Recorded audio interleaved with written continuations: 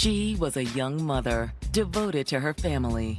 She was a provider, a protector. She was a person that gave her all. There's nothing that she would not do for her child. But there was one thing missing. She wanted to be loved. She thought the time clock was ticking away. Until she met the man of her dreams. She thought he was actually the one. She was really excited. They began to talk marriage. But would wedding bells ring?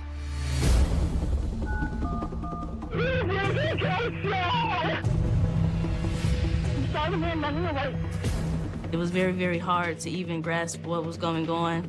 I didn't know what to think, who to believe, what to trust.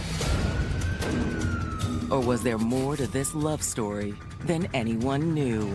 You're dealing with someone that has a controlling personality that was living this double life. Take this. And the truth is gonna hit closer to home than you think. You know this gentleman?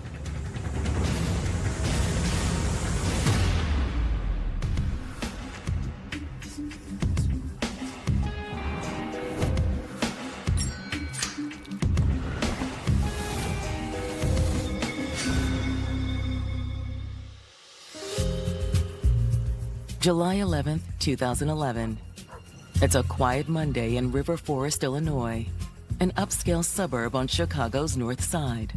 River Forest, Illinois, is one of the wealthiest suburbs in the Chicagoland area. It's just a beautiful town in the middle of a really otherwise urban surrounding area. People come from the other communities around us to walk, to jog. We're really just known as a safe community. But this affluent community is about to be rocked by a shocking crime.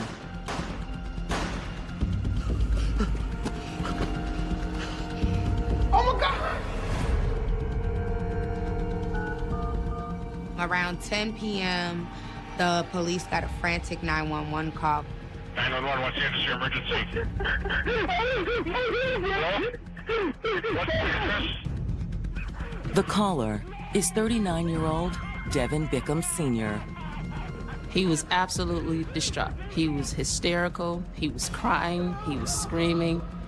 Eventually, he managed to tell the dispatcher that he was calling from a popular park in River Forest. What is going on? The victim is 29-year-old Shervon Alexander. Mr. Bickham stated that they were sitting in their vehicle when a guy ran up to them and shot at the car.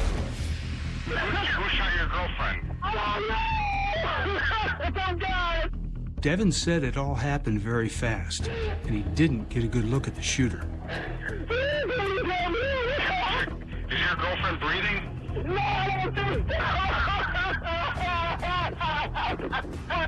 He just kept repeating that she was gone. Okay, we're gonna send help you, okay?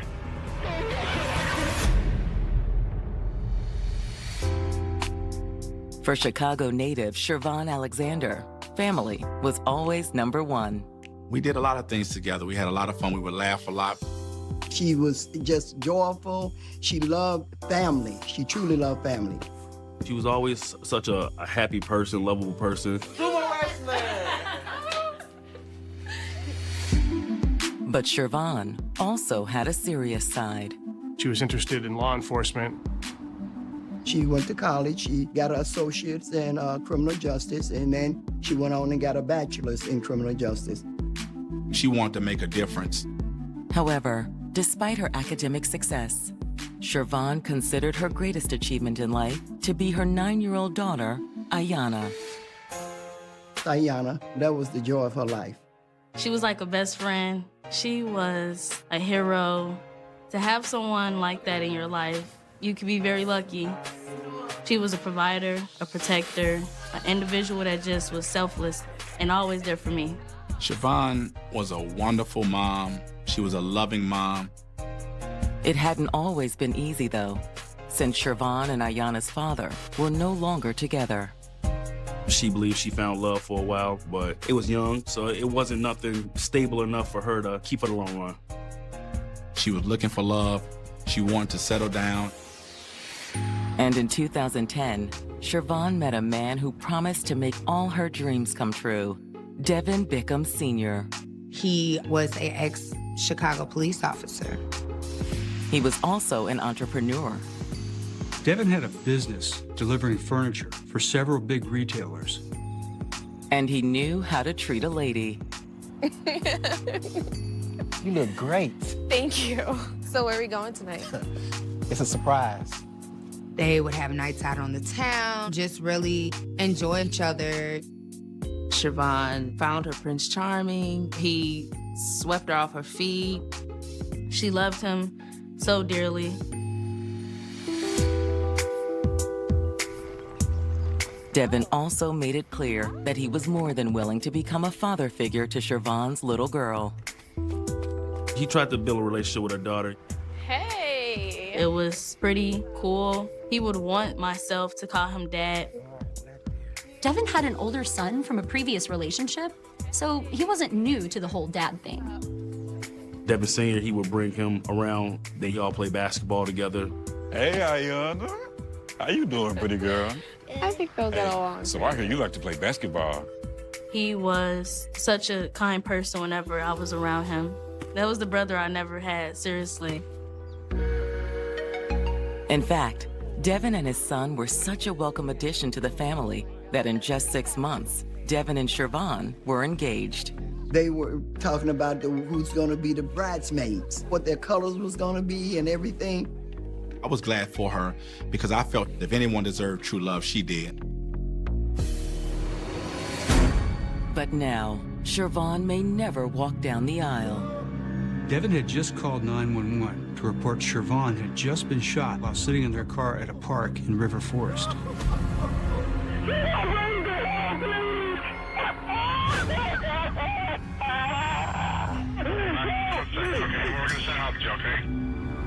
Waiting for police to arrive, Devin dials Siobhan's mother.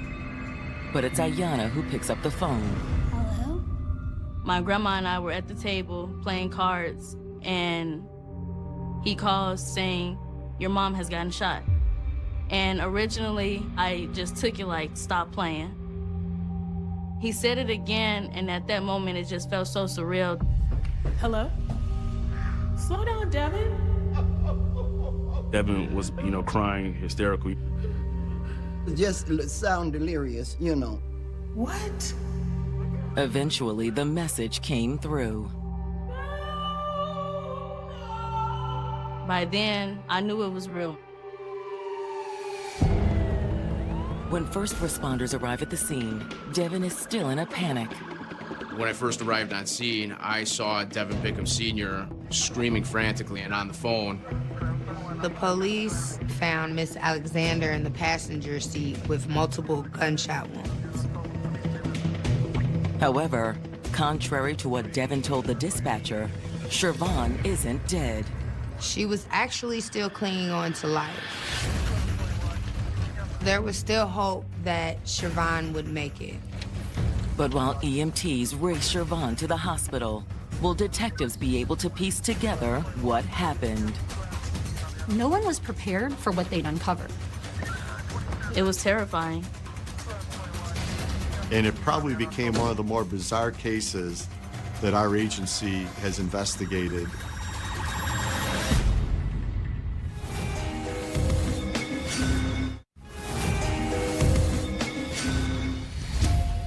Seven months into their whirlwind relationship, Devin Bickham and Siobhan Alexander were planning a wedding. She did express to me that he loved her and that she loved him and that she was ready to settle down. Looked like to me we was getting ready to get us a wedding going. But will the happy couple ever say, "I do"? At 10 o'clock on the evening of July 11th, 2011, Devin makes a panic-stricken 911 call from a suburban Chicago park. Your girlfriend got shot?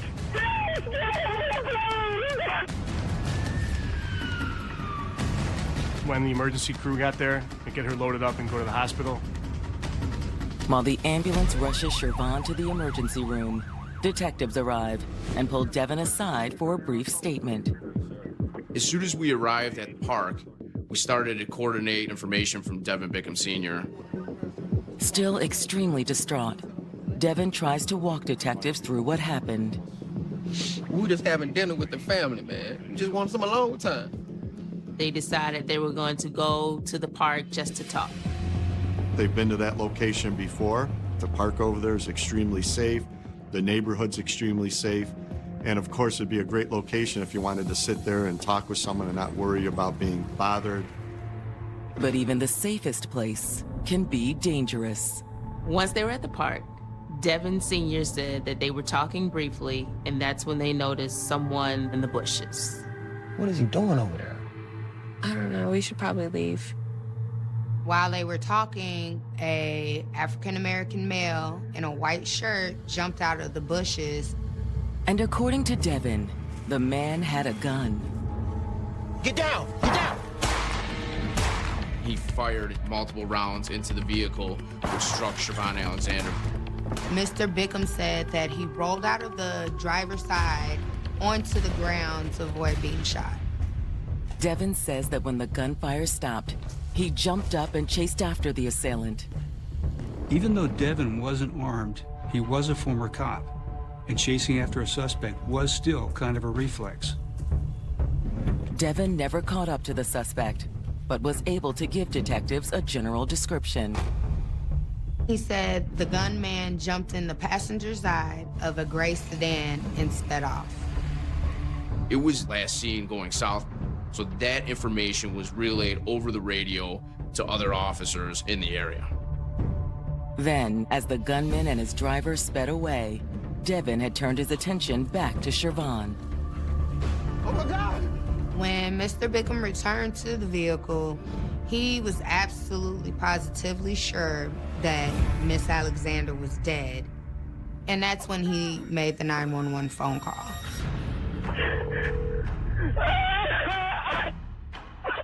911, what's the industry emergency? Detectives have little reason to doubt Devin's story.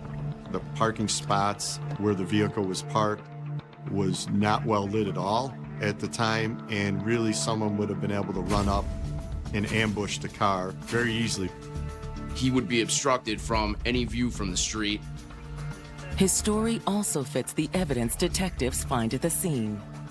They recovered several shell casings. Fired by a .380 automatic, they're on the ground outside the passenger side window. They found the casings exactly where Devin said the shooter had been standing. But that's not all that confirms Devin's account of the shooting. We were able to locate a couple of witnesses who were actually inside of the park. They were two juveniles. They hadn't seen the shooting, but they did hear it. The teenagers said they were hanging out at the park, and all of a sudden they heard 3 or 4 bangs. In fact, one of the teens had called 911 almost at the same time as Devin Bickham. 911, what's the address of your emergency? Hi, I'm at Priory Park in River Forest, and someone just got shot. Okay, slow down. Did you see the person that shot her? We saw someone run. The teenagers said they saw a African-American male running down the parking lot. Did you see what kind of a gun he had? I didn't see anything on him. They went to go see what it was, and they discovered a man on the phone crying. His man was just screaming saying his girlfriend got shot. The man that the teenagers did find crying was Mr. Bickham. The teen's story had basically confirmed everything that Devin told detectives. But the biggest confirmation comes less than a half-mile away. After Devin Bickham gave the description of the vehicle and of the offenders, that car was stopped about 12 blocks away. Inside were 2 males, and those 2 males were wearing white shirts. The occupants were taken out of the vehicle. Is one of them the shooter? While searching the vehicle, officers find a gun. That gun was located underneath the seat.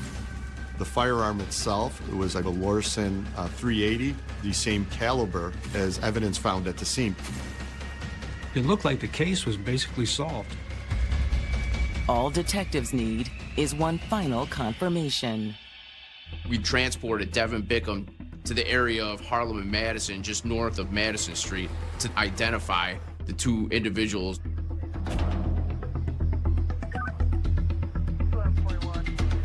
You recognize either of these as a shooter? I don't know. It just happened all so fast. But then, as the officers begin to haul the suspects away, Devin tells them to wait. You recognize one of them? Devin said it wasn't because he was the shooter. Mr. Bickham revealed to them that one of the two suspects was actually his son. That's my son.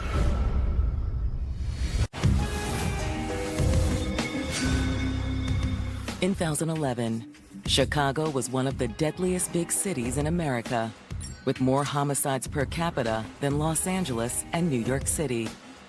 However, neighboring River Forest is considered one of the safest cities in the metro region, with 1/9 the violent crime rate of Chicago. Hold on. Devin Bickham Sr. has just revealed to detectives that one of the men they suspect of shooting his girlfriend, Siobhan Alexander, is actually his son, Devin Jr. Obviously, this is like a big shock to the police officers. And it wasn't a random act of violence. I had Devin Bickham Sr. as the caller, and Devin Bickham Jr. was pulled over. That obviously that there was a relationship between the two. Do you know this gentleman? Devin also identifies the other man as 35-year-old Cardell Taylor. Detectives had wondered why Devin didn't say he knew the men in the first place. That definitely raised a lot of red flags for us, that he failed to initially identify his own son and the other subject, Mr. Taylor, at the scene when the officers had brought him there. Was it simply shock at the sudden realization that his son might be involved? Up to that point, detectives hadn't had any reason to doubt Devin's story. He's the one who provided the description of the male offender and said that he was wearing a white t-shirt, left in a silver car. Basically, if it wasn't for Devin Sr., the police never would have pulled his son over in the first place. It's just such a coincidence that the males they were looking for happened to be related to him. Then, as detectives put DJ and Cardell into the back of a squad car to bring them in for questioning, they get an unsolicited clue. Police officers hear Cardell tell DJ that he wanted his money. Yo, when I'm gonna get my money, playboy? When are you gonna pay me? Can I get the rest of my money? They could be possibly dealing with a murder for hire. While officers drive Devin Sr. and the two suspects to the station for formal statements, Siobhan's family races to the hospital. Officers had called Siobhan's next of kin to tell them where they were transporting her. I sped and rushed down there as fast as I could. So when I finally got to the emergency entrance to where they had taken her, I noticed that Darius had made it there. What I can remember is I asked the doctor, is she gonna be okay? I remember he shook his head and I broke down and started crying. Siobhan was pronounced dead shortly after her arrival to the hospital. My mind at the time, I couldn't believe it. But I'm thinking this has got to be a big joke, you know. I couldn't actually believe that my daughter was gone. The family has barely had time to process the news when detectives arrive. By the time I arrived at the emergency room, she had already been pronounced dead. While Siobhan's brother comforts their mom, her cousin steps up to answer some questions for detectives. He was upset, understandably so. I let him know that we would do everything we could to get to the bottom of whoever was responsible for her death. I appreciate that. He really wanted to catch the guy who did this. Although at that point, he knew even less about the shooting than the detectives. He told my aunt that he chased after the guy. Devin had called her and told her someone came out of the bushes and they shot Siobhan several times. Devin's statements were all very consistent. However, according to Siobhan's cousin, there's one thing Devin hasn't told detectives. Devin was actually married. So there's an ex-wife? Not exactly. He said that Siobhan had recently found out that her fiancé was actually still married. I didn't know he was actually married till later on in the relationship. It was just very upsetting to me. But now detectives wonder, was anyone else upset about what appears to be a love triangle between Siobhan, Devin, and his wife? When officers were bringing Cardell in, he made a strange statement to DJ about wanting his payment. Yeah, why don't I get my money, playboy? They're already suspicious that Siobhan's death was a murder for hire. And Devin Sr.'s wife would have an obvious motive. It could have been a domestic issue. It could have been the wife who found out about this affair. Thank you for your time. Hoping to learn more about Devin's marriage, detectives head to the station to get his formal statement. When they told Devin that Siobhan was dead, he appeared very shaken by the news.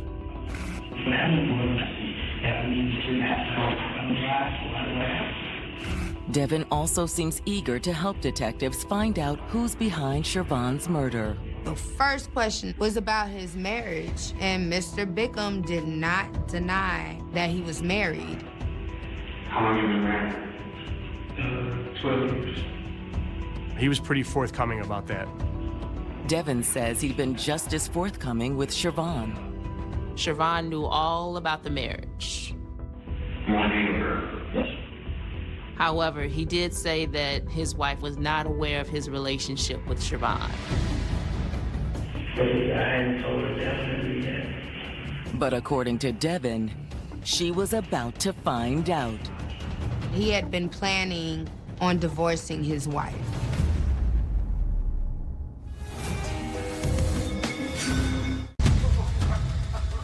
Hours after she was shot to death in a suburban Chicago park, Siobhan Alexander's fiancé, Devin Bickham Sr., has just told detectives that he was planning to leave his wife in order to marry Siobhan. We set a date to have a small wedding. But according to Devin, his wife, 32-year-old Tammy Denton, was still in the dark. I hadn't told her definitely yet. Mr. Bickham stated to the officers that he was for sure that his wife, Tammy, knew nothing about him and Miss Alexander's relationship. But now that Siobhan is dead, detectives aren't so sure. Tammy could have gotten wind of Devin's affair and decided to save her marriage by taking out the competition. And if so, had she recruited her stepson DJ to carry out the plot?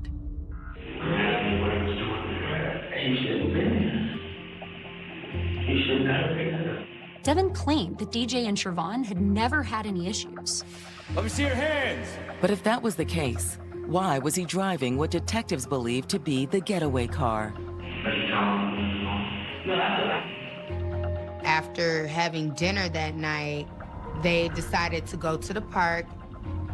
Devin said on the way, he got a call from Devin Jr., and he may have mentioned that they're on their way to the park. My son knew where I was going. But when detectives ask Devin if he owns a gun, it begins to look even more likely that his son DJ is involved. I had a weapon that was given to me as a kid, but I don't know where the weapon is. His wife, Tammy, did not like guns, so he kept it hidden away. But according to Devin, it had recently gone missing. It was a 380. Was it possible Siobhan had been shot with her fiancé's gun? We recovered a 380 Lorson, and we had 380 cartridges at the scene over at the park. The detectives showed Mr. Bickham a picture of the weapon that was recovered in the gray sedan, and he definitely confirmed that that was the missing gun. That was given to me as a wedding gift. That gun was actually a gift from Devin's marriage to Tammy. Which strikes detectives as no coincidence.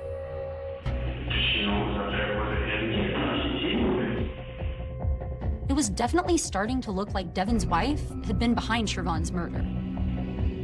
Asking Devin to stick around in case they have any more questions, detectives move on to his son, DJ.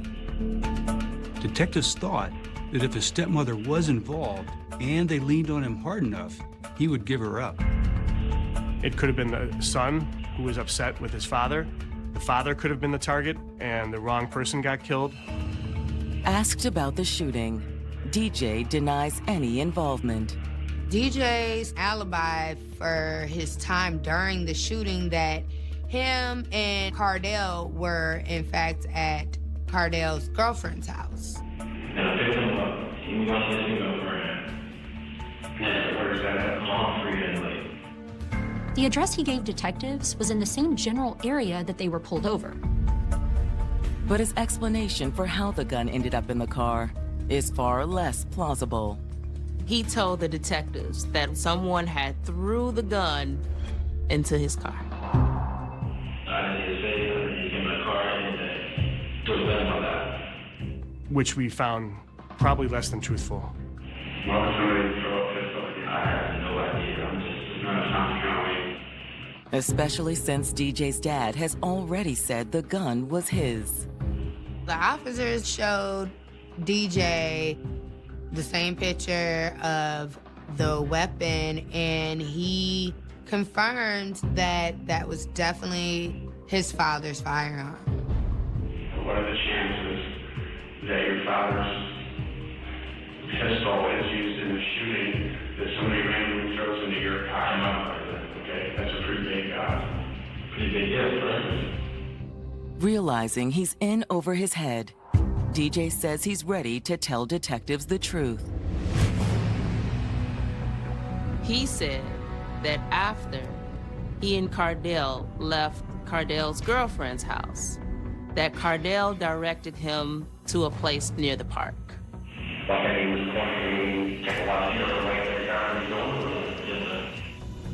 DJ tells detectives Cardell directed him to a street corner near the park. Cardell got out of the car. I'll be right back. Bye. He said a few minutes later, he heard gunshots. And after that, he saw Cardell run into the car. Go, go, go, go! Drive! Where? Just drive! Just drive! But detectives still don't buy DJ's story. Why didn't he tell you you were going there? He didn't. No, he did not. But under pressure from detectives, DJ finally lets something slip. Shervon was pressuring him to divorce Tammy. Obviously, you can't marry someone that's already married. DJ said the affair his father was having with Shervon had gone too far.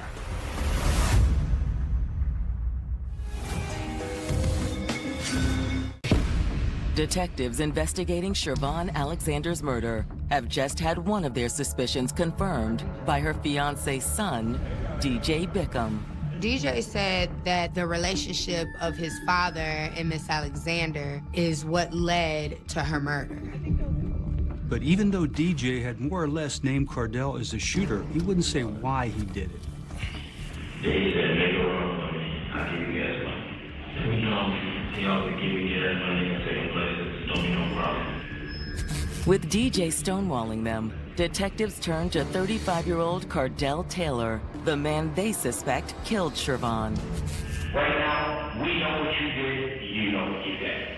Okay? Now what you need to figure out is, what kind of life can I have left over? Backed into a corner, Cardell starts talking. Cardell told investigators, ultimately, probably the most consistent story in the end. He kind of explained how the whole chain of events happened. He begins by admitting that someone had hired him to kill Shervon.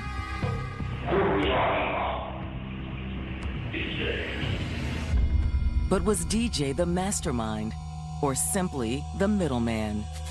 Is there somebody else involved? He said he only knew what DJ told him. DJ's son told you what? He's trying to obey the habits. Then who's trying to up her marriage? I don't know. You don't know her name, but she's trying to up whose marriage? Cardell's story confirmed DJ's claim that the murder was over his father's affair with Siobhan. Okay. Did you ever have a conversation with DJ where he mentioned that Dad wanted the son? It seemed very, very likely that Mr. Bickham's wife, Tammy, was behind this hit. But whoever arranged to have Siobhan killed, her death hadn't cost them much. What kind of money are we talking? 100? Okay. And that's amazing how cheap life is, that someone's willing to take anyone's life for $400. Cardell says that once they'd agreed on the price, DJ had picked him up and they'd driven to the park. What did you do while you were in there? He took some Vicodin, some Oxycontin, and he said he passed out in the passenger seat of DJ's car. Sometime later, DJ woke him. Dale, Cardell, take this. He told them that he got the murder weapon from DJ. I'll be right back. Bye. You gun and you walk across the street. What did the gun look like? It was black. It was black. Okay. You walk across the street, and then what happens? Cardell said when he walked up to the car, he didn't expect to see Devin Sr. there. You didn't know what was going to be in the car. DJ didn't mention, but she's in this car with my dad, so be careful. You really didn't expect him to be there? It became clear to us that DJ and Cardell hadn't spent a lot of time carefully planning their actions because it was pretty disorganized. Get down!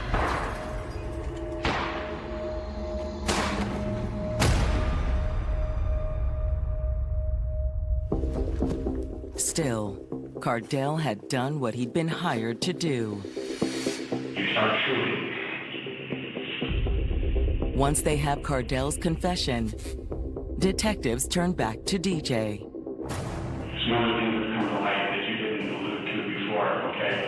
Now that the detectives have identified as DJ as being the middleman, they are trying to find out if Tammy is behind the hit. But when detectives pressure DJ about the details of Cardell's confession, he reveals that it wasn't his stepmother behind the murder. You shooting this gun for what reason? To do the job of my father. DJ revealed to detectives that his father was the mastermind behind the hit. Why? Why did your dad want this gun? Not necessarily because he wanted to get rid of it. DJ tells detectives that his dad started dating Siobhan while separated from his stepmother. But they told him that they got that covered, yeah. According to DJ, that had caused some problems between his dad and Siobhan. She was pressuring him to divorce Tammy.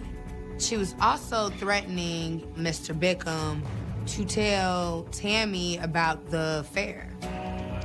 So, according to DJ, his father had come up with a plan. DJ said it was around April or May that his father had asked him if he knew someone that would kill someone for him. That's when DJ introduces his father to Cardell. Plan A was to take her to a motel and kill her at a motel. This is as premeditated as it comes. But according to DJ, on the evening of the murder, his father made a last-minute change to the plan. Hey, Hey, we still doing this? yeah. You don't need to leave my house. They was going to the park.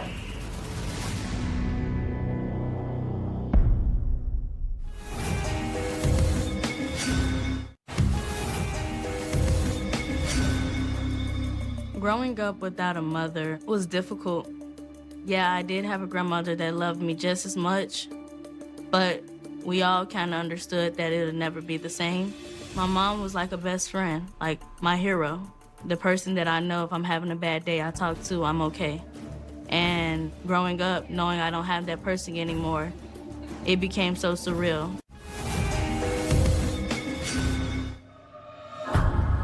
Devin Bickham Sr.'s son, DJ, has just revealed to detectives that his father was the mastermind behind the murder of 29-year-old Shervon Alexander. DJ said that Shervon was urging his dad to divorce his wife Tammy so that they could get married. DJ also walks detectives through the events leading up to the murder. He called me and said he's going up to a party. According to DJ, Devin had coordinated the whole thing. We still doing this? Yeah. When detectives bring Devin Sr. back into the interrogation room, he denies everything. It wasn't. It wasn't. No. Even when detectives inform him of DJ's confession, Devin Sr. still denies any involvement.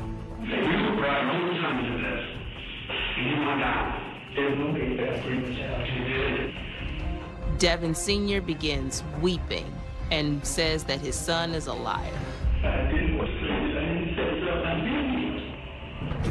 Not that Devin's denials do him any good. They then went ahead and arrested Mr. Bickham, DJ, and Cardell. The news that her fiancé is behind the murder stunned Shervon's family. I just didn't think a human being could have so much hate in their heart to do something like this to somebody that she thought loved her. It was terrifying to find out Devin had been involved, let alone find out at all that someone that she loved and cared about could do that to her. Although the family doubts DJ's claim that Shervon was threatening to tell Devin's wife about their relationship. She knew right from wrong. She was not the type of young lady that would break up a family. She thought that they were getting a divorce. I think that when she found out that he was living this double life and he probably was not planning on leaving his wife, I believe Shervon got to a point that, you know what, if that's what you want, that's fine, but I want out.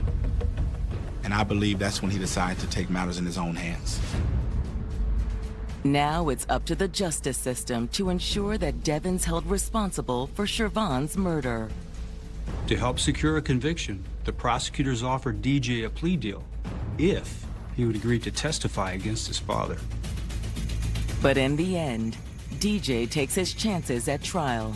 For some reason, he thought that they were gonna beat it. Father and son stand trial together in May of 2014. Mr. Bickham and his son DJ were tried together in front of separate juries. The prosecution opens by claiming that Devin Sr. knew exactly what he was getting his son into and exactly what was going to happen that night when Cardell Taylor approached his car. The whole thing was arranged by Mr. Bickham. It was coordinated by his son DJ, who provided the gun for Cardell. Then, while Shervon lay dying in the passenger seat, Devin dialed 911 and began covering his tracks.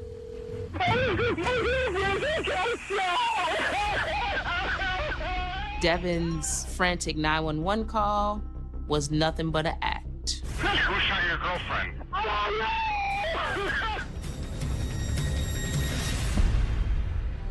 To prove that he did know, prosecutors present the jury with Cardell and DJ's taped confessions, as well as Devin's phone records. There was significant communication between DJ and his father shortly before the homicide. The text messages were very specific. Devin Bickham Sr. was asking Devin Bickham Jr. where he was at. It shows the premeditation of everything that took place. In the end, the jury agrees, finding Devin guilty of murder. Mr. Bickham was sentenced 95 years with no parole. I think it was Judge Love that told Devin that she was going to make sure that she give him enough time that only way that he'll come out of there is out of a pine box. Devin's son also pays a heavy price. DJ was also found guilty of murder and sentenced to 50 years in prison without the possibility of parole. A few months later, Cardell Taylor's murder trial also ends in a guilty verdict. Cardell was sentenced with 70 years with no parole. I'm glad that Devin Jr. and Cardell will never, ever get a chance to do this to no one else again. But despite all the pain Devin and his accomplices caused, Shervon's family has found it within themselves to forgive. I have no hate in my heart for them. I would encourage them, go before God and ask God for forgiveness. I actually pray every night that each and every one of them have peace with God. And the family also knows that no amount of time served will ever bring back the one they loved. My sister's gone, but she's not forgotten. I miss her so much. I wish she was here. There's no one else like her that can take that spot or that void. She's gonna always be in my heart, no matter what.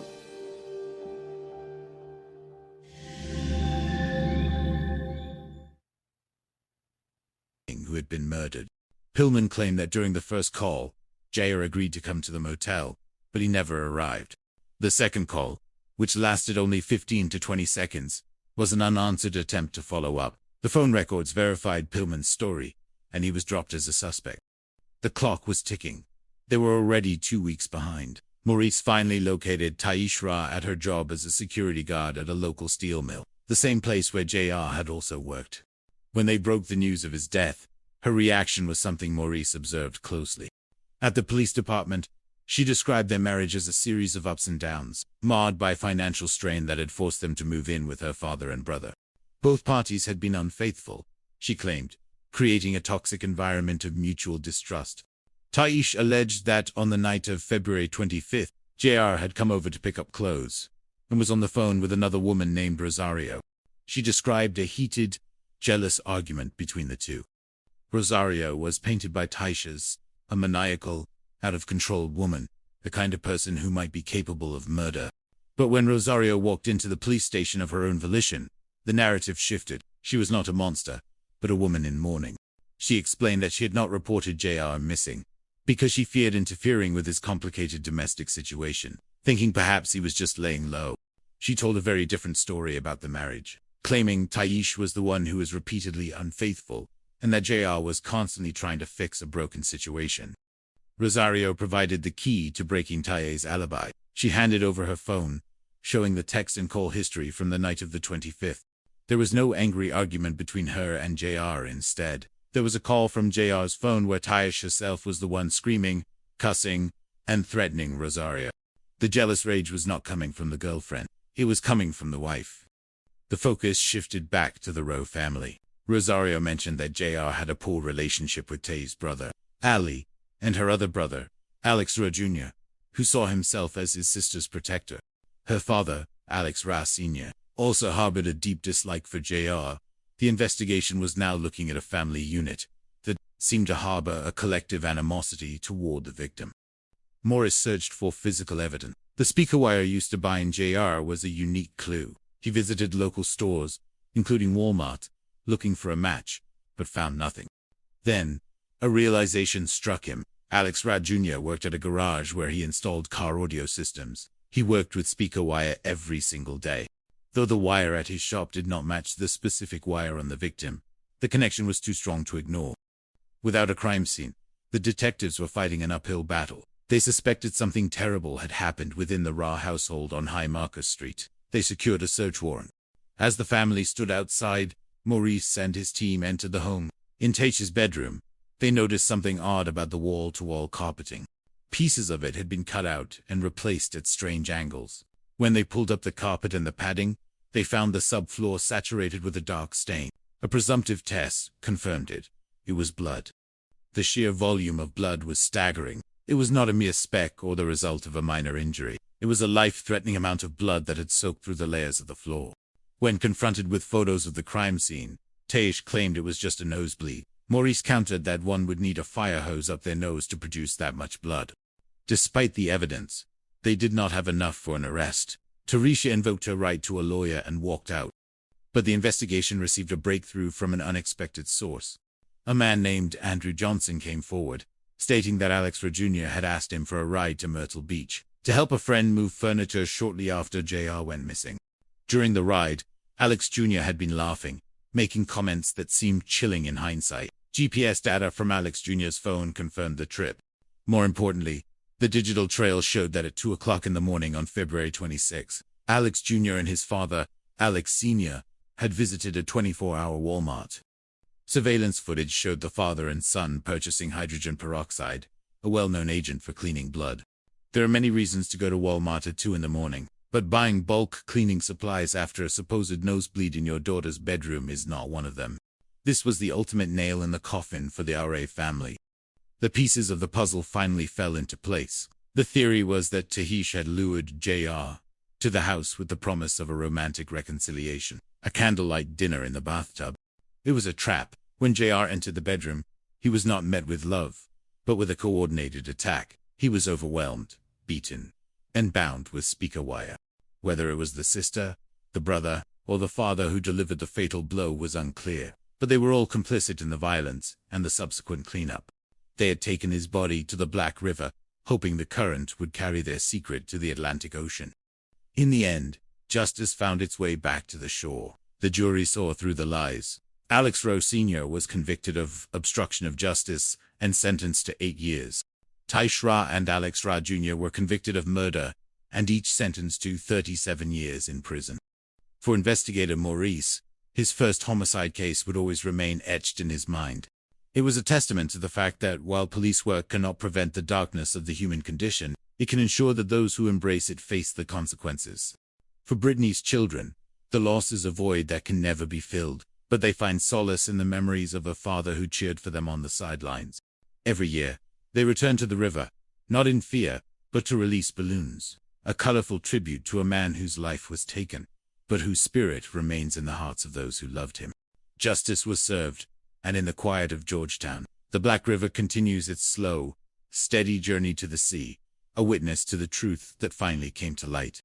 The morning of Saturday, March 11th, began with the deceptive tranquility that often masks the darker impulses of humanity.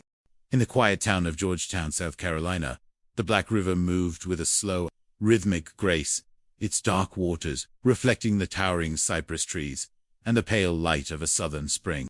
For one local resident, this morning was intended to be a simple escape into the meditative art of fishing. However, as his boat drifted near a bend in the river, the peace was shattered.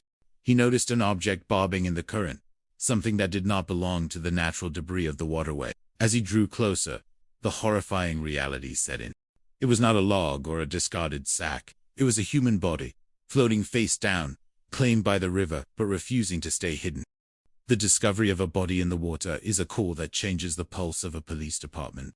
I have spent my entire career closing murder cases, and I can tell you that it takes a rare breed to solve the unsolvable. To catch a ruthless killer and find justice for the dead requires more than just a badge. It requires a relentless pursuit of the truth, regardless of how deep it has been buried or how far it has drifted downstream. This is the weight carried by an American detective. In Georgetown, the title uses investigator, but the mission remains the same. Investigator Alan Morris was the man who answered this particular call. Maurice was a man accustomed to the broad spectrum of law enforcement, handling everything from fraud cases and burglaries to bank robberies. In a small county, a normal day can turn into a frantic race against time in an instant. This job is not just a profession, it is a life. When the call came in at approximately 1:30 that afternoon, the jurisdiction fell to the sheriff's office, and Maurice was dispatched to the scene. When Morris arrived at the riverbank, the recovery process was already underway. The task was grim and physical. Law enforcement officers had to reach into the dark water, grabbing hold of the individual by the clothing to ease the remains back to the shore. At first glance, one might wonder if this was a tragic accident, a boater who had fallen overboard, or a swimmer caught in a treacherous current. But as soon as the body was brought onto the grass, any hope of an accidental death vanished. The victim's wrists and ankles were bound tightly with speaker wire. To a seasoned investigator, This was a clear and chilling signature. This was not a mishap. This was a homicide. Finding a victim in the water enormously complicates a case. Water is a cruel environment for human remains. It accelerates decomposition and destroys the very evidence that detectives rely on to build a forensic bridge to the killer. In the South, even in the cooler months of February and March, the elements play a significant factor. The face of the man from the Black River was unrecognizable, his features stolen by time and the environment. Positive identification was impossible at the scene, but Maurice already had a name echoing in his mind. A missing person report had been filed recently by a woman named Brittany Green. She had come to the station to report that the father of her 2 children, Leon Harrison Jr., whom everyone called Junior, had vanished. He was 32 years old and, despite no longer living with Brittany, he was a man of habit and devotion. He called every single night to speak to his children. When those calls stopped for 2 weeks, Brittany knew in her heart that something was terribly wrong. People with loved ones and children do not simply vanish off the face of the earth without a trace. Brittany described Junior as an African-American male with a very specific identifying mark, a rose tattooed on his inner right forearm. As Morris prepared for the autopsy, he hoped for a breakthrough but braced for the gruesome reality of the medical examiner's table. This was to be the very first homicide case for investigator Maurice. While veterans of hundreds of autopsies might become desensitized, the first one is always a shock to the system. The sight of a human being bound hand and foot is an encounter with the most uncivilized aspects of our world. The medical examiner confirmed the grim suspicions. Although the level of decomposition was too great to determine the exact physiological cause of death, the presence of the bindings allowed for an immediate ruling of homicide.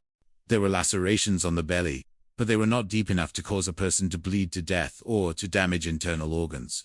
They were mysterious marks, perhaps exacerbated by the presence of animals in the river, such as alligators, though those predators typically prefer live targets. The examiner suggested that blunt force trauma might have been the cause, but the water had washed away the certainty. Furthermore, in the water, DNA and fingerprints rarely survived the passage of 2 weeks. The investigative team was starting from a place of profound disadvantage, with one major exception. The rose tattoo on the right arm was still visible. The missing person case was officially retitled as a homicide. The search for Leon Harrison Jr. had ended, and the hunt for his killers had begun. Maurice began the process of building a profile of the victim. In homicide work, you often go from being the new guy to the old guy in 30 minutes. The pressure is immense. Brittany Green returned to provide a deeper look into the man Junior was. He was described as a funny, outgoing person with a big personality. He loved to smile, tell jokes, and was a caring father. His son remembered him as a joyful man who was his biggest fan on the football field, running down the sidelines and cheering until his voice was gone. This was a man who was deeply connected to his children. The investigation then turned to the potential shadows in Junior's life. When asked about enemies or conflicts, Brittany mentioned that Junior had an estranged wife named Tish. They had married in September of 2015, but the relationship had soured. JR had moved out because he was unhappy, and money had always been a point of contention. The investigators learned that the couple had been forced to move in with Taish's father and brother, creating a crowded and potentially volatile living situation. The search for Taish was initially difficult, so Maurice turned to the victim's phone records. On the evening of February 25th, Junior had received 2 phone calls from a man named Samuel Pillman. This made Pillman a person of interest, potentially the last person to see Junior alive. When Maurice attempted to contact Pillman, the man hung up the phone as soon as the investigator identified himself. In the world of criminal justice, hanging up on a detective is a quick way to move to the top of the suspect list. However, when Maurice finally brought Pillman in for questioning, a different story emerged. Pillman admitted that he had called Junior to purchase some marijuana for a birthday celebration. JR had a small side hustle selling grass, a fact that did not change the reality of his murder in the eyes of the law. Pillman claimed that Junior was supposed to come to his room at the Quality Inn but never showed up. A second call went unanswered. The phone record supported this timeline, as the second call lasted only 15 seconds. Samuel Pillman was dropped as a suspect. Finally, Maurice located Taishra at her job as a security guard for a local steel mill, the same place where Junior had also worked. When the investigators broke the news of her husband's death, they brought her to the department for an interview. Taish painted a picture of a marriage plagued by infidelity on both sides. She claimed that she had kicked Junior out after discovering his cheating. but they had maintained an on-again and off-again relationship. Tice told the investigators that the last time she saw Junior was on the evening of February 20th. He had come by her house at 10 o'clock to pick up some clothes. She claimed that while he was there, he was on the phone with another woman named Rosario. Tice described a heated, maniacal argument, painting Rosario as an insanely jealous woman who was out of control. It was a classic move in the psychology of guilt, deflect the suspicion onto a rival.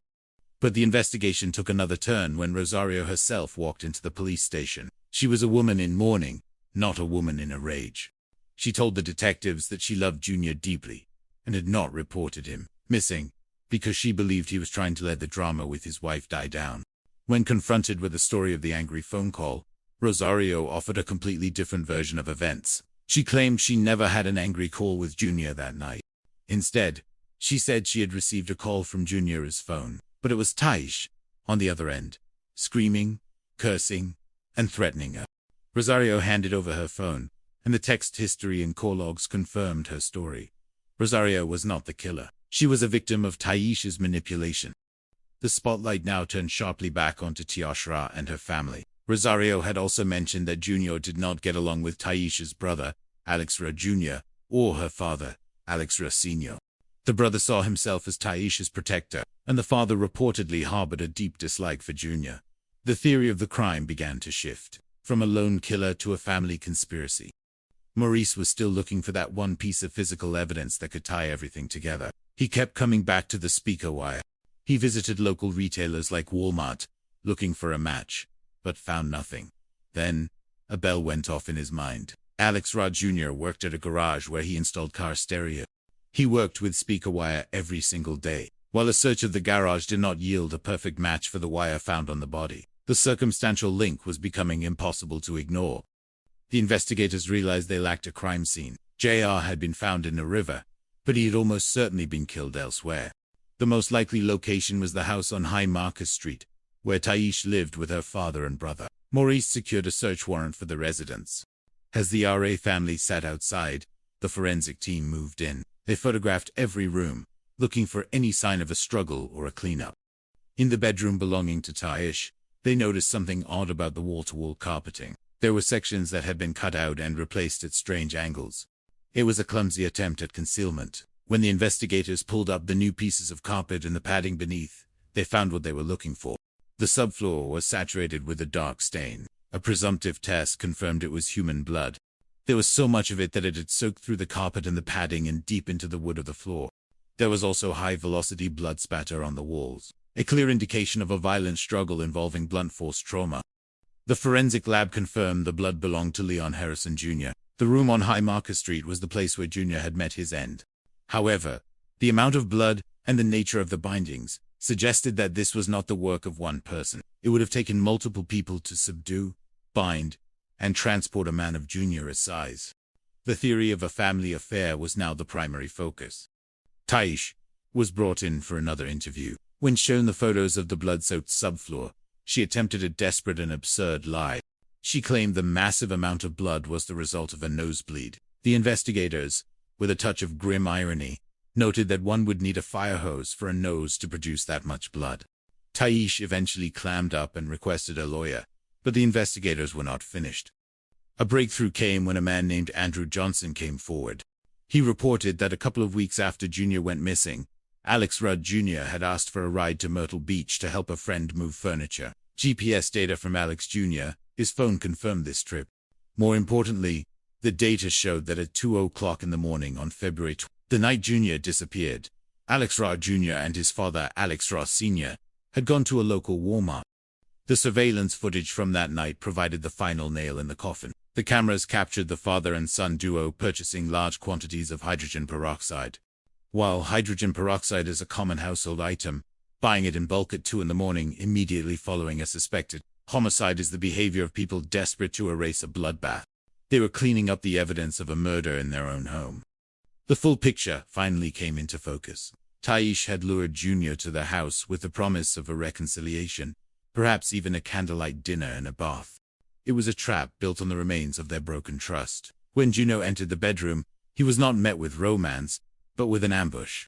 He was attacked, subdued by the combined strength of the Rowe family. and bound with the very wire Alex Jr. used in his daily work. The rage and jealousy that had been simmering in Taish culminated in a brutal beating. After he was dead, they worked together to clean the room by the peroxide and transport his body to the Black River, hoping the current would carry their secret to the Atlantic Ocean. The justice system moved forward. In court, the evidence of the cleanup and the forensic trail in the bedroom was overwhelming. The jury determined that while the father, Alex Ra Sr., was involved in the aftermath and the obstruction of justice, Taish and her brother, Alex Jr., were the primary perpetrators of the murder. Taish and Alex Jr. were each sentenced to 37 years in prison. The father was sentenced to 8 years for his role in the cover-up. The conclusion of the case brought a somber sense of peace to Georgetown.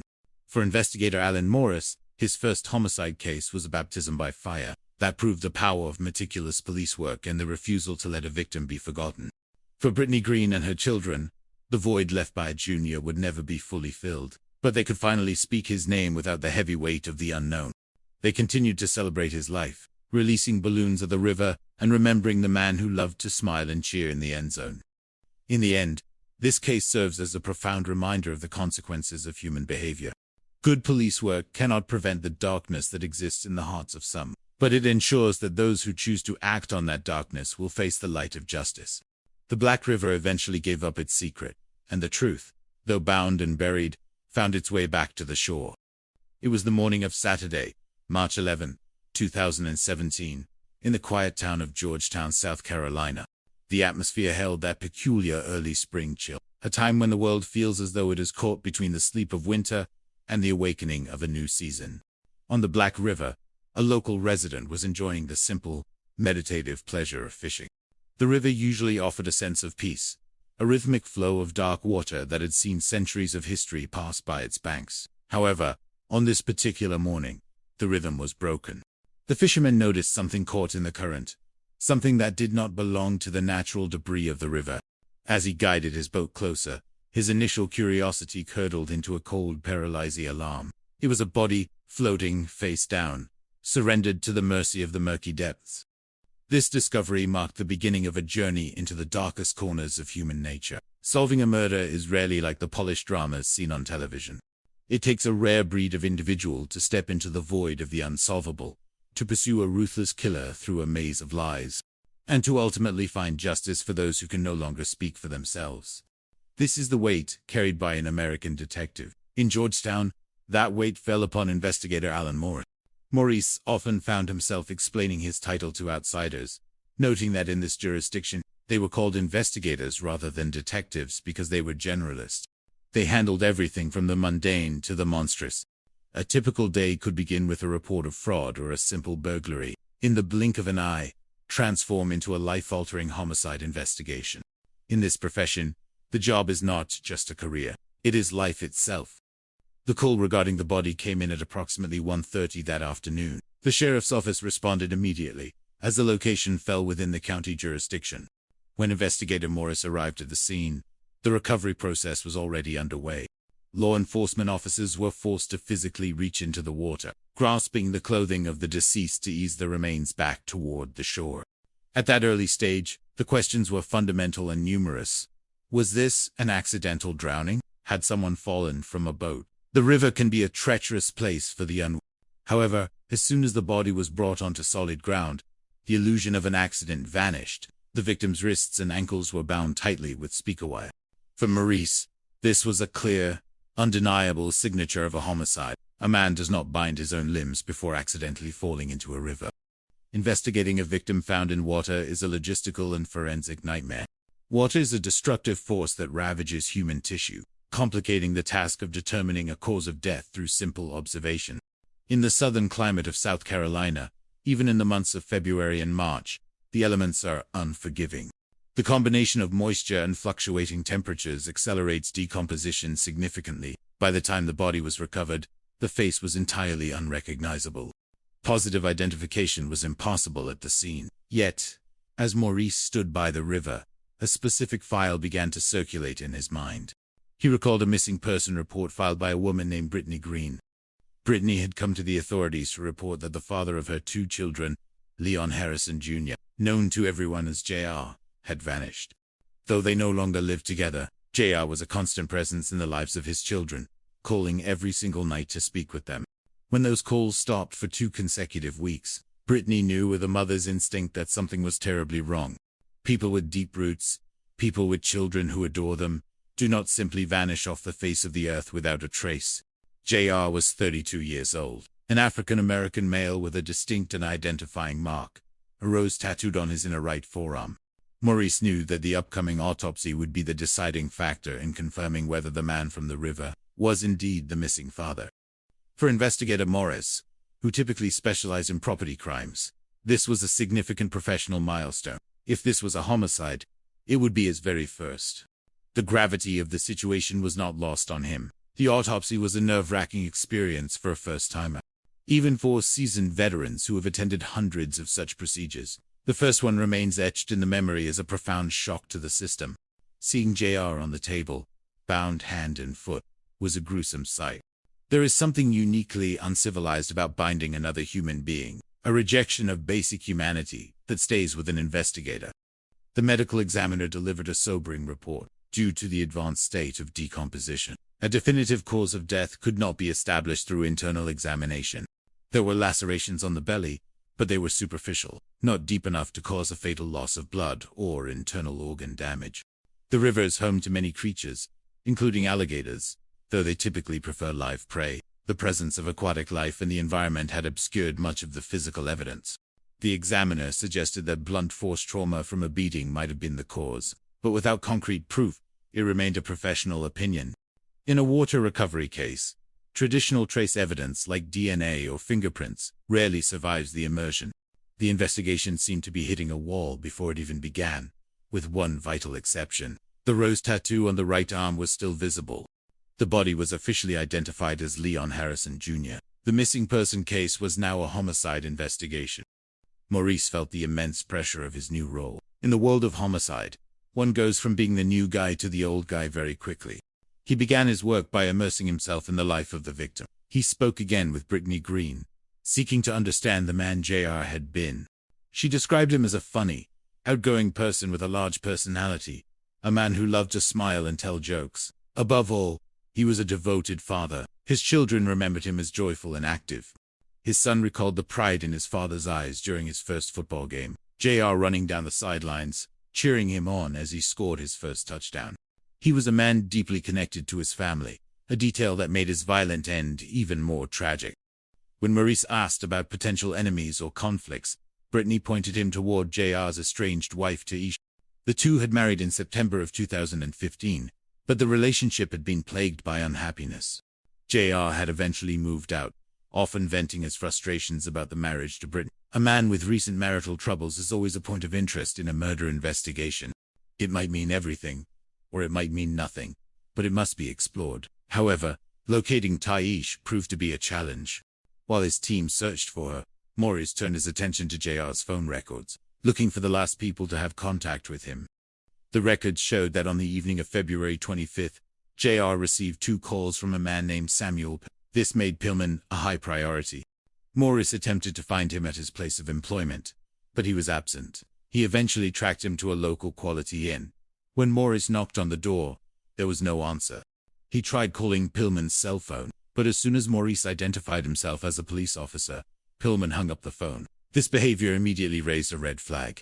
In the mind of an investigator, hanging up on the police is a near certain way to become a prime suspect. Maurice persisted, calling back and adopting a different tone. He explained that he was investigating the death of Leon Harrison, Jr., and simply needed to know the nature of their communication. Pillman eventually admitted that he had reached out to JR to purchase some marijuana for a birthday celebration with his roommate. According to Pillman, the first call was to arrange the meeting at the hotel, but JR never arrived. The second call was a brief attempt to follow up, which went unanswered. Maurice, a professional who understood that a victim's lifestyle does not diminish the value of their life, checked the phone records against Pillman's story. The duration of the calls matched perfectly. The second call lasted only 15 to 20 seconds, consistent with an unanswered ring. Pillman was cleared as a suspect. The clock was ticking. The investigation was already 2 weeks behind. Because the body had been in the river for so long, Maurice finally managed to track down She was working as a security guard at a local steel mill, the same place where JR had also been employed. When the investigators broke the news of JR's death, they invited her to the police station for a formal interview. Initially, Taish painted a picture of a decent marriage that had eventually soured. Money had been a constant source of tension, eventually forcing the couple to move into a home shared with her father and brother. Both parties, she claimed, had been unfair. Taish alleged that she had kicked JR out after discovering his infidelity, leading to an on-again, off-again dynamic over the final month. Taish claimed the last time she saw her husband was on the night of February 25th, around 10 o'clock, when he supposedly came by to pick up some clothes. She claimed he was on the phone with another woman, whom she identified as Rosario, and that they were engaged in a heated, screaming argument. Taish described Rosario as a jealous, unstable woman who was obsessed with JR. This was a classic investigative pivot, a suspect attempting to redirect the spotlight toward a rival. If Rosario was as volatile as Taish suggested, she certainly warranted an investigation. While JR's family, including his son, struggled to process the reality of their loss, the police prepared to interview Rosario. To their surprise, she came to the station voluntarily. She presented a starkly different version of the story. Rosario spoke of her deep love for JR and her heartbreak over his death. When asked why she had not reported him missing, she explained that she felt it was not her place to interfere, thinking perhaps he was just trying to let things settle with his wife, or was embarrassed by the ongoing domestic drama. Rosario's perspective on the marriage was the polar opposite of Taish. She claimed that Taish was the one who had been repeatedly unfaithful, and that JR was the one trying to make the relationship work, only to be met with further betrayal. The investigators confronted Rosario about the alleged angry phone call on the night of the 25th. Rosario denied ever having a heated argument with JR. Instead, she claimed that she had received a call from JR's phone that night, but it was Taish on the other end, ranting, raving, and hurling insults. Rosario's text history and call logs, which she willingly provided, backed her story completely. There were no angry exchanges with JR, only evidence of a woman who cared for him. This realization shifted the focus back to the Ray household. Rosario also provided a crucial piece of psychological insight. JR did not get along with Tasha's brother, Alex Jr., or her father, Alex Sr. Alex Jr., in particular, was described as a self-appointed bodyguard for his sister, someone who viewed JR as a negative influence. Investigator Maurice was now navigating a complex web of family loyalty and domestic rage. He knew he needed physical evidence to break the case. He turned his attention back to the speaker wire used to bind JR. He visited local retailers like Walmart, searching for a match, but found nothing that quite fit the unique characteristics of the wire from the river. However, a piece of information about Alex Rod Jr. caught his eye. Alex worked at a garage and had a history of doing car audio installations. This was a direct link to the type of material used in the crime. Maurice visited the garage, but the specific wire used there did not match the evidence. The investigation was at a standstill. There was no known crime scene, only a body found miles away in a river. However, logic suggested that the final confrontation likely occurred where JR was last seen, the Rowe residence on High Market Street. Based on the circumstantial evidence and the conflicting statements, Maurice secured a search warrant for the house. When the police arrived, Taish, her father, and her brother were present. As the investigators combed through the house, they entered Taisha's bedroom. The room was carpeted, but something was off. There were mismatched sections of carpet, cut at odd angles, and replaced as if to hide something underneath. When the investigators pulled back the carpet and the padding, they found what they were looking for. The subfloor was saturated with a massive, dark stain. A presumptive test confirmed it was blood. The sheer volume of blood was staggering. This was not a minor injury. It was a scene of significant violence. There was also high-velocity blood spatter on the walls, the kind that results from repeated, forceful impacts from a blunt object or fists. Forensic analysis later confirmed the unthinkable. The blood belonged to Leon Harrison Jr. JR had been killed in that very room. The presence of so much blood made it clear that this was not the work of a single person. Binding a grown man and moving a body requires coordination and strength. Maurice brought Taish in for another interview, showing her the photographs of the blood-soaked site. Her response was a desperate, illogical lie. She claimed the blood was from a nosebleed. Maurice countered that one would need a fire hose for a nose to produce that much blood. Taish continued to deny any involvement, eventually invoking her right to an attorney. Knowing the truth and proving it in court are two different hurdles. The investigators still lacked the final piece of the puzzle that would link the entire family to the crime. That piece came forward in the form of a witness named Andrew Johnson. Johnson told the police that a couple of weeks after JR went missing, Alex Ra Jr. had asked him for a ride to Myrtle Beach to help a friend move furniture. Phone records and GPS data confirmed that this trip took place. More importantly, the GPS data revealed another stop. At 2 o'clock in the morning on February 26th, the night was killed. Alex Jr. and his father, Alex Sr., had gone to a local Walmart. Surveillance footage from the store provided the ultimate nail in the coffin. The cameras captured the father and son purchasing a specific item, hydrogen peroxide. While buying cleaning supplies at 2 in the morning is not a crime in itself, buying a known blood cleaning agent immediately after a murder in your own home is an overwhelming piece of incriminating evidence. The image of the supposedly calm, older father participating in the cleanup of a murder committed in his daughter's bedroom shattered any illusion of innocence. The investigators reconstructed the final, tragic moments of JR's life. Taish had lured him to the house under the guise of a romantic reconciliation, texting him about a candlelight dinner and a bath. JR, perhaps hoping to fix his broken family, walked into a carefully laid trap. Once inside the bedroom, he was ambushed by Taish. They beat him with a savagery that left the room coated in blood, then bound his hands and feet with speaker wire, rendering him helpless. After he succumbed to his injuries, the family worked together to clean the scene and transport his body to the Black River, hoping the current would carry their secret away to the Atlantic Ocean forever. The wheels of justice turned.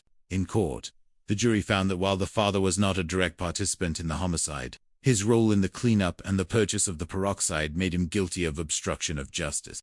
Taish Ra and Alex Ra Jr. were convicted of murder. The judge sentenced the siblings to 37 years in prison each, while the father received a sentence of 8 years. For Brittany Green and JR's children, the verdict brought a sense of relief and tears of justice. Though JR was gone, his memory lived on in his son's touchdowns and the annual tradition of releasing balloons at the river where he was found. For investigator Alan Morris, his first homicide case would forever be a benchmark of his career. It served as a reminder that good police work is a necessary response to the complexities of the human condition. While it cannot prevent the darkness that exists in some heart, it ensures that those who choose to act on that darkness will face the consequences of their behavior. Justice had been served on the banks of the Black River, proving that even the deepest waters cannot hide the truth forever. The morning of Saturday, March 11th in the year 2017 began with the deceptive tranquility that often characterizes the coastal regions of South Carolina.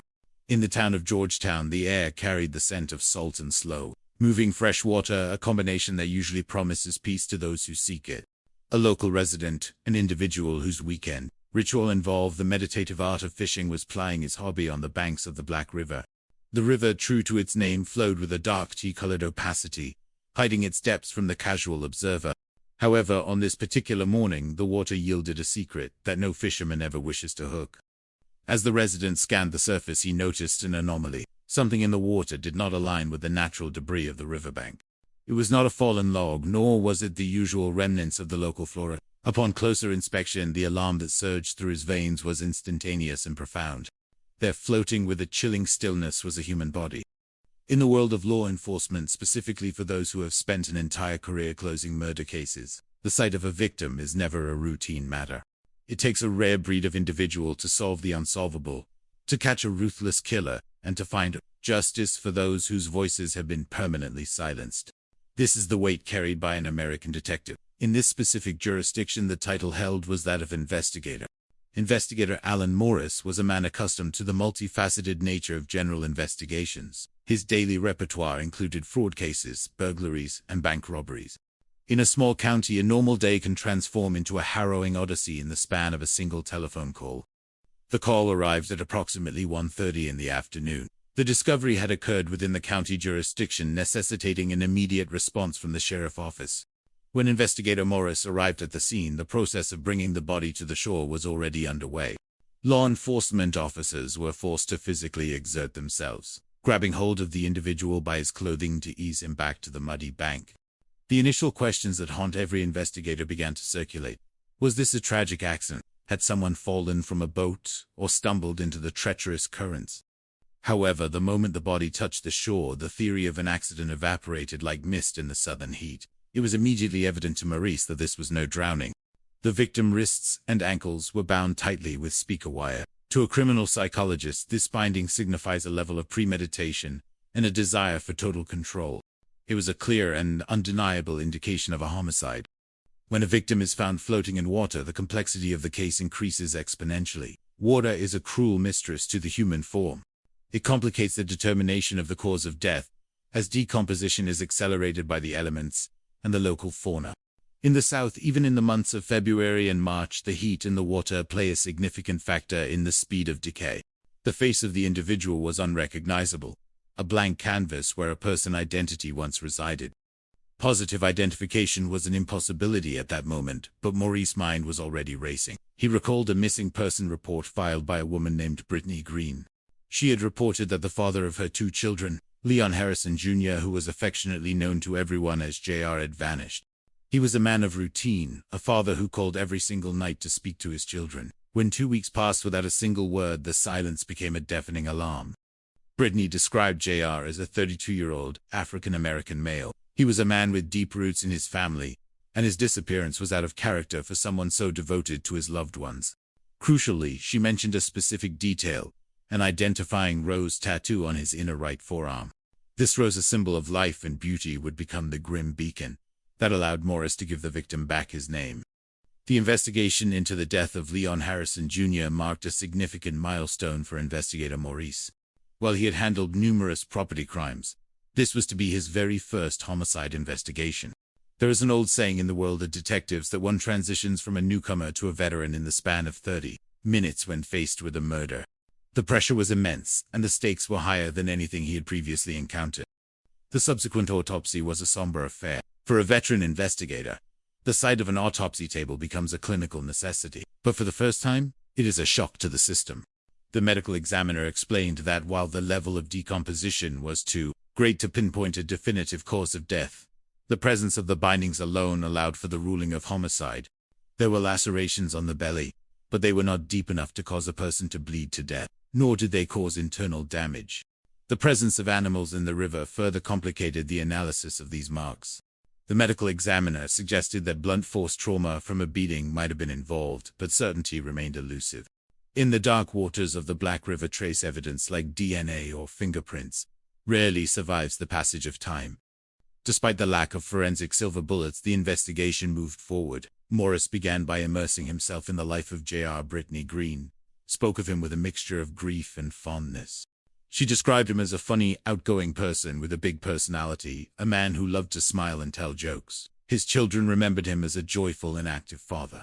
His son recalled a memory of running his first touchdown in a football game with his father, running down the sideline cheering with an infectious enthusiasm. JR was the kind of man who met his son in the end zone, a father whose presence was a constant source of encouragement. As Morris probed deeper into JR's personal life, a complex web of relationships began to emerge. Brittany mentioned that JR had an estranged wife named Taisha. They had been married since September of the year 2015, but the relationship had been fractured by unhappiness. JR had moved out, and the couple was living apart. Marital troubles frequently provide a motive in homicide cases, and thus Taisha became a person of great interest to the investigation. The initial attempts to locate Taisha were met with difficulty. While Maurice waited for leads on her whereabouts, he turned his attention to JR telephone records. The records revealed 2 calls on the evening of February 25th from a man named Samuel. In the timeline of a murder, the last person to contact the victim is often the most important. Maurice tracked Pillman to a local hotel. When the investigator identified himself over the phone, Pillman abruptly hung up. In the lexicon of criminal behavior, hanging up on a detective is a universal sign of guilt or at least significant fear. Maurice, undeterred, used a more tactful approach to re-establish contact.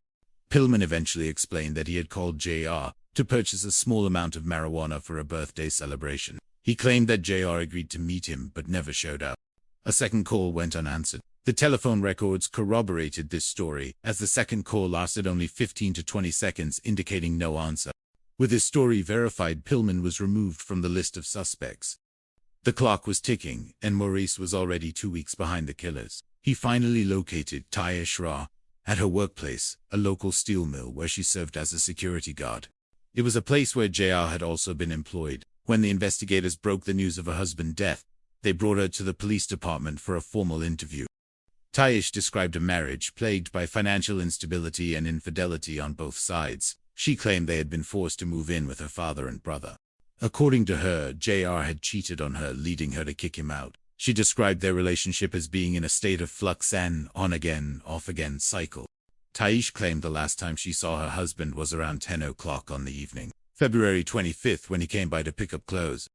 She provided a specific detail that shifted the focus of the investigation.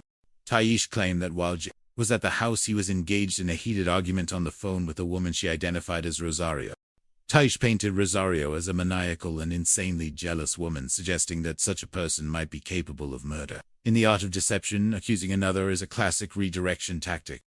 However, the narrative took another turn when Rosario herself appeared at the police station. She told a vastly different story. Rosario spoke of a deep love for JR and her confusion over his disappearance. When asked about Taish, she described a toxic marriage where Taish was the source of aggression. Rosario claimed she had never had an angry phone call with JR on the night of the 25th. Instead, she alleged that Taish had called her from JR phone screaming threats and cussing at her. Rosario voluntarily handed over her phone for analysis. The text-to-history and call logs confirmed her version of events. Rosario was not a killer. She was a woman mourning the loss of a partner. The focus now shifted back to Taish Ra and her family. Rosario had mentioned that JR did not get along with Taish's brother Alex Ra Jr. There was also a reported animosity from the father Alex Ra Sr. The investigators began to look at the family as a unit. Maurice recalled the speaker wire found on the victim. It was a common item, but its origin was a mystery. After searching local retailers like Walmart without success, a bell went off in Morris' brain. Alex Ra Jr. worked at a garage where he installed car audio systems. He was a man who worked with speaker wire every single day. While the wire at his workplace did not provide an exact match, the connection was too coincidental to ignore. Lacking a crime scene of occurrence, the investigators secured a search warrant for the Row residence on High Market Street.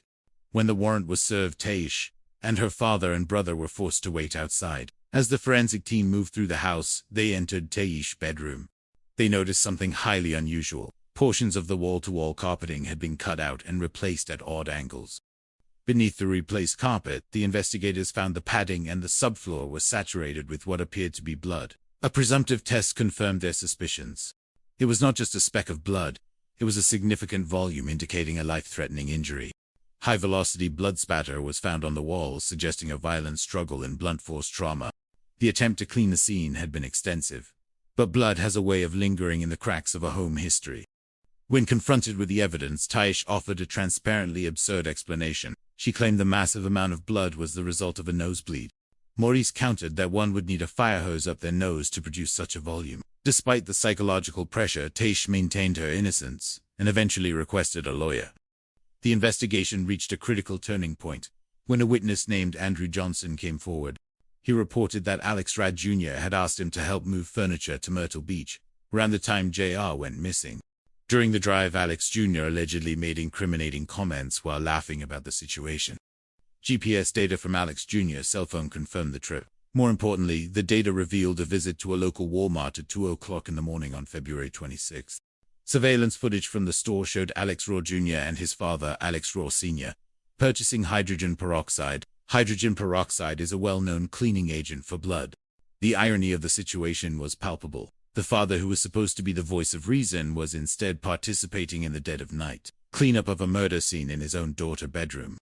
With the surveillance footage and the forensic evidence, the investigators were finally able to make arrest. The theory of the crime was now clear. Taish Ra, driven by a mixture of jealousy and rage, had lured JR to the house with the promise of a reconciliation dinner. It was a trap. Once inside, JR was overwhelmed by Taish and her brother. They beat him and bound him with speaker wire, rendering him helpless. The fatal blow was delivered in that room, and the family then worked together to transport the body to the Black River. They had hoped the current would carry him to the Atlantic Ocean, ensuring his disappearance forever. In the court of law, justice was served with a firm hand. The jury determined that the father was primarily involved in the cleanup, and he was sentenced to 8 years for obstruction of justice. Taish Ra and her brother Alex Ra Jr. were convicted of murder and sentenced to 37 years in prison each. The conclusion of the case brought tears to the eyes of those who loved JR. For his children, the loss remains a permanent void. His son, now a teenager, navigates the world without the father who once cheered him on from the sidelines. However, they continued to honor his memory, releasing balloons at the river where he was found and celebrating his birthday at his favorite restaurant. For investigator Alan Morris, his first homicide investigation will forever be etched in his memory. It was a testament to the fact that while police work cannot prevent the darker aspects of the human condition, and will ensure that those who commit such acts face the consequences of their behavior. The silence of the Black River was finally broken by the voice of justice, proving that even the darkest waters cannot hide the truth forever. It was a Saturday morning, the 11th of March, in the quiet town of Georgetown, South Carolina. The air carried the familiar scent of the low country, a mixture of salt, pine, and the slow-moving waters that defined the geography of the region. A local resident was enjoying the solitude of his hobby, fishing on the serene stretches of the Black River. To most, the river was a place of peace, a sanctuary where one could escape the noise of the world and wait for the gentle tug of a line. However, on this particular morning, the stillness was shattered by a sight that did not belong in the natural beauty of the water. The fisherman noticed something floating, something that lacked the random movement of driftwood or the natural contours of debris. As he moved his boat closer, his heart began to race with a primal alarm. It was a human body, caught in the currents of the Black River. In the world of law enforcement, such a discovery is the beginning of a grueling journey toward the truth. Investigator Alan Morris was the man tasked with navigating this journey. In the South, the titles can vary, and while some may ask why he is called an investigator instead of a detective, Maurice understood that the labels mattered far less than the work itself. He was a general investigator, a professional who handled everything from complex fraud cases and burglaries to bank robberies. He was a man who understood that a normal day could transform into a life-altering event in the span of a single phone call. For Alan Morris, this job was not just a career, it was life. When the call came in at approximately 1:30 that afternoon, the jurisdiction fell to the sheriff's office, and the wheels of justice began to turn. When Morris arrived at the scene, the recovery process was already underway. The physical reality of the job is often far from the polished depictions seen in fiction. Law enforcement officers had to physically reach into the water, grasping the clothing of the individual to ease the remains back to the shore. At first, there is always the lingering hope of a tragic accident. Perhaps this was someone who had fallen from a boat or slipped into the water during a late-night walk. However, as the body reached the muddy bank, those hopes evaporated instantly. It was immediately evident to investigator Maurice that this was no accident. The victim's wrists and ankles were bound with speaker wire. In the eyes of a seasoned investigator, those bindings were a loud, clear declaration of homicide. Finding a victim in the water complicates a case in ways that test the limits of forensic science. Water is a cruel element for a human body. It accelerates decomposition and masks the immediate signs of trauma. In the southern climate, even in the months of February and March, the elements are unpredictable. The face of the man recovered from the Black River was unrecognizable. His features surrendered to the power of the water and the passage of time. Positive identification was impossible at that moment, but Morris's mind began to scan through the files of the missing. He recalled a report filed by a woman named Brittany Green. Brittany had come to the station to report the disappearance of Leon Harrison Jr., a 32-year-old man known to everyone as JR. He was the father of her 2 children, and although they no longer lived together, he was a constant presence in their lives. He was a man of habit and heart, calling every night to speak to his children. When those calls stopped for 2 weeks, Brittany knew that something was terribly wrong. People with loved ones, people with children who depend on them, do not simply vanish off the face of the earth. She described JR as an African-American male with a very specific, identifying mark, a rose tattooed on his inner right forearm. This detail would become the lighthouse in the storm of the investigation. For investigator Maurice, this case represented a significant milestone. While he was experienced in property crimes, this would be his very first homicide investigation. There is a weight that comes with such a responsibility, a pressure to ensure that every step is perfect. The body was sent for an autopsy, a process that is often a shock to the system for a new investigator. The first autopsy is a gruesome introduction to the fragility of life. Seeing a human being bound hand and foot is a reminder of the capacity for cruelty that exists in the world. It is, as Morris observed, an uncivilized way to leave this world. The medical examiner faced a difficult task. Due to the level of decomposition, the definitive cause of death was elusive. There were lacerations on the belly, but they were not deep enough to cause a person to bleed to death, nor did they cause internal damage. The presence of animals in the river, including alligators, further clouded the physical evidence. While alligators typically prefer live targets, the environment itself is a scavenger's paradise. The medical examiner could only offer an opinion that blunt force trauma from a beating might have been involved, but he could not say so with certainty. In a case where the body has been submerged for an extended period, DNA traces and fingerprints are often lost to the currents. The investigation was starting at a deficit, with one major exception: the rose tattoo. That mark confirmed that the man in the river was indeed Leon Harrison Jr. The missing person file was closed, and the homicide investigation was officially open. In the world of homicide, there is an expression that you go from being the new guy to the old guy in about 30 minutes. Maurice was nervous, but he channeled that energy into a meticulous inquiry. He started with the people who knew Jaya best. Brittany Green painted a picture of a man who was funny, outgoing, and possessed a big personality. He was a father who lived for his children's milestones, like the memory of his son's first touchdown, where JR ran down the sidelines in pure, unadulterated joy. He was a loving, caring presence. However, as in any life, there were Brittany revealed that JR had an estranged wife named Taya. They had been married for some time, but the relationship had crumbled, and JR had moved out. He had confided in Brittany that he was unhappy. This information provided the first potential lead. Marital troubles are a common thread in many investigations, but they are not always the answer.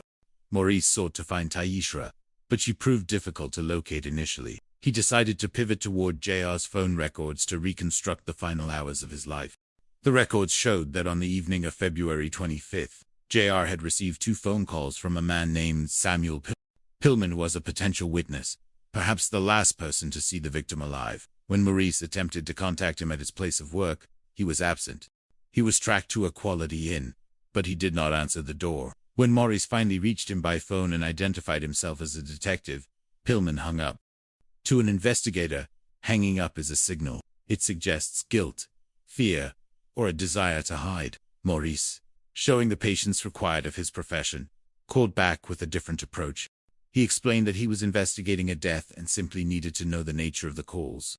Pillman eventually admitted that he had reached out to JR to buy some marijuana for a birthday celebration. JR had a side hustle selling small amounts of grass, a fact that Maurice noted but did not let cloud his judgment. The victim's lifestyle choices do not diminish the value of their life or the necessity of justice. Pillman's story was that JR agreed to meet him but never showed up. A second call went unanswered. The phone records corroborated this timeline, and Pillman was eventually dropped as a suspect. The investigation was now 2 weeks behind the actual event, a significant challenge in any case. Maurice finally located Taishra at her job, where she worked as a security guard at a steel mill. When they broke the news of JR's death, she was brought to the station for questioning. Her initial demeanor suggested that things were fine between them, but the facade soon began to crack. She admitted that money had been a constant source of friction, forcing them to move in with her father, Alex Raw Sr., and her brother, Alex Raw Jr. She spoke of infidelity on both sides, a toxic cycle of cheating and temporary reconciliations. Taish claimed that the last time she saw her husband was on February 12th, around 10 o'clock in the evening, when he came to pick up. She alleged that he was on the phone with another woman named Rosario, and that they were having a heated, screaming argument. Taish painted Rosario as a jealous, out-of-control woman, a classic tactic of deflection. However, the investigation took a turn when Rosario herself walked into the police department. She was a woman in mourning, heartbroken by the loss of the man she loved. She explained that she had not reported him missing, because she feared interfering with his attempt to let things die down with his wife. When asked about this supposedly angry phone call, Rosario offered a completely different version of events. She stated that it was Taish who was the source of the rage. Rosario recalled answering JR's phone only to be met with Taisha's screams and threats. She handed over her phone, and the text history and call logs confirmed her story. Rosario was not a killer. She was another victim of Taisha's volatility. The focus shifted back to the Ray family. Rosario had mentioned that JR did not get along with Taisha's brother, Alex Jr., who acted as her self-appointed bodyguard. She also noted that the father, Alex Sr., had a deep-seated hatred for JR, the web was becoming more defined. Maurice was losing sleep, haunted by the complexities of the finger-pointing and the lies. He returned to the only piece of physical evidence he had, the speaker wire. He began a search for the source of that specific wiring. He visited local retailers like Walmart, but they did not carry the specific type used to bind JR. Then, a realization struck. Alex Ra Jr. worked at a garage where he installed cars. He worked with speaker wire every single day. Maurice visited the garage, but the wire there did not match. It was another hurdle, but it did not stop him. He knew that the crime did not happen in the river. It happened somewhere else, and the most likely location was the RA household on High Market Street. With a search warrant in hand, Morris and his team entered the home. They were looking for any sign of a struggle. For why? For DNA. When they reached Tasha's bedroom, they noticed something unusual about the wall-to-wall carpeting. There were odd pieces of carpet that had been cut and replaced at strange angles. It was a glaring anomaly. When they pulled up the replacement pieces and the padding beneath, they found the subfloor saturated with a dark stain. A presumptive test confirmed it was blood. The amount of blood was staggering. It wasn't just a drop or a speck. It was a saturation that indicated a life-threatening injury. There was high-velocity spatter on the walls, a sign of blunt force trauma. Something horrific had happened in that room. Forensic testing would later confirm the blood belonged to Leon Harrison Jr. When Taish was brought in again and shown the photos of the blood-soaked subfloor, she attempted to dismiss it as a nosebleed. Maurice was quick to point out the absurdity of that claim. A nosebleed does not produce the volume of blood found in that room. Taish maintained her innocence, claiming she loved her husband and would never hurt him. But the evidence told a different story. One person cannot easily bind, kill, and move a grown man. It requires help. The theory of the investigation was that the Ra family had acted together. However, knowing the truth and proving it in a court of law are two different things. The breakthrough came when a man named Andrew Johnson came forward. He told police that 2 weeks after JR went missing, Alex Rowe Jr. had asked for a ride to Myrtle Beach. During that trip, Alex Jr. had made statements that suggested his involvement in the crime. GPS data from Alex Jr.'s phone confirmed the trip took place.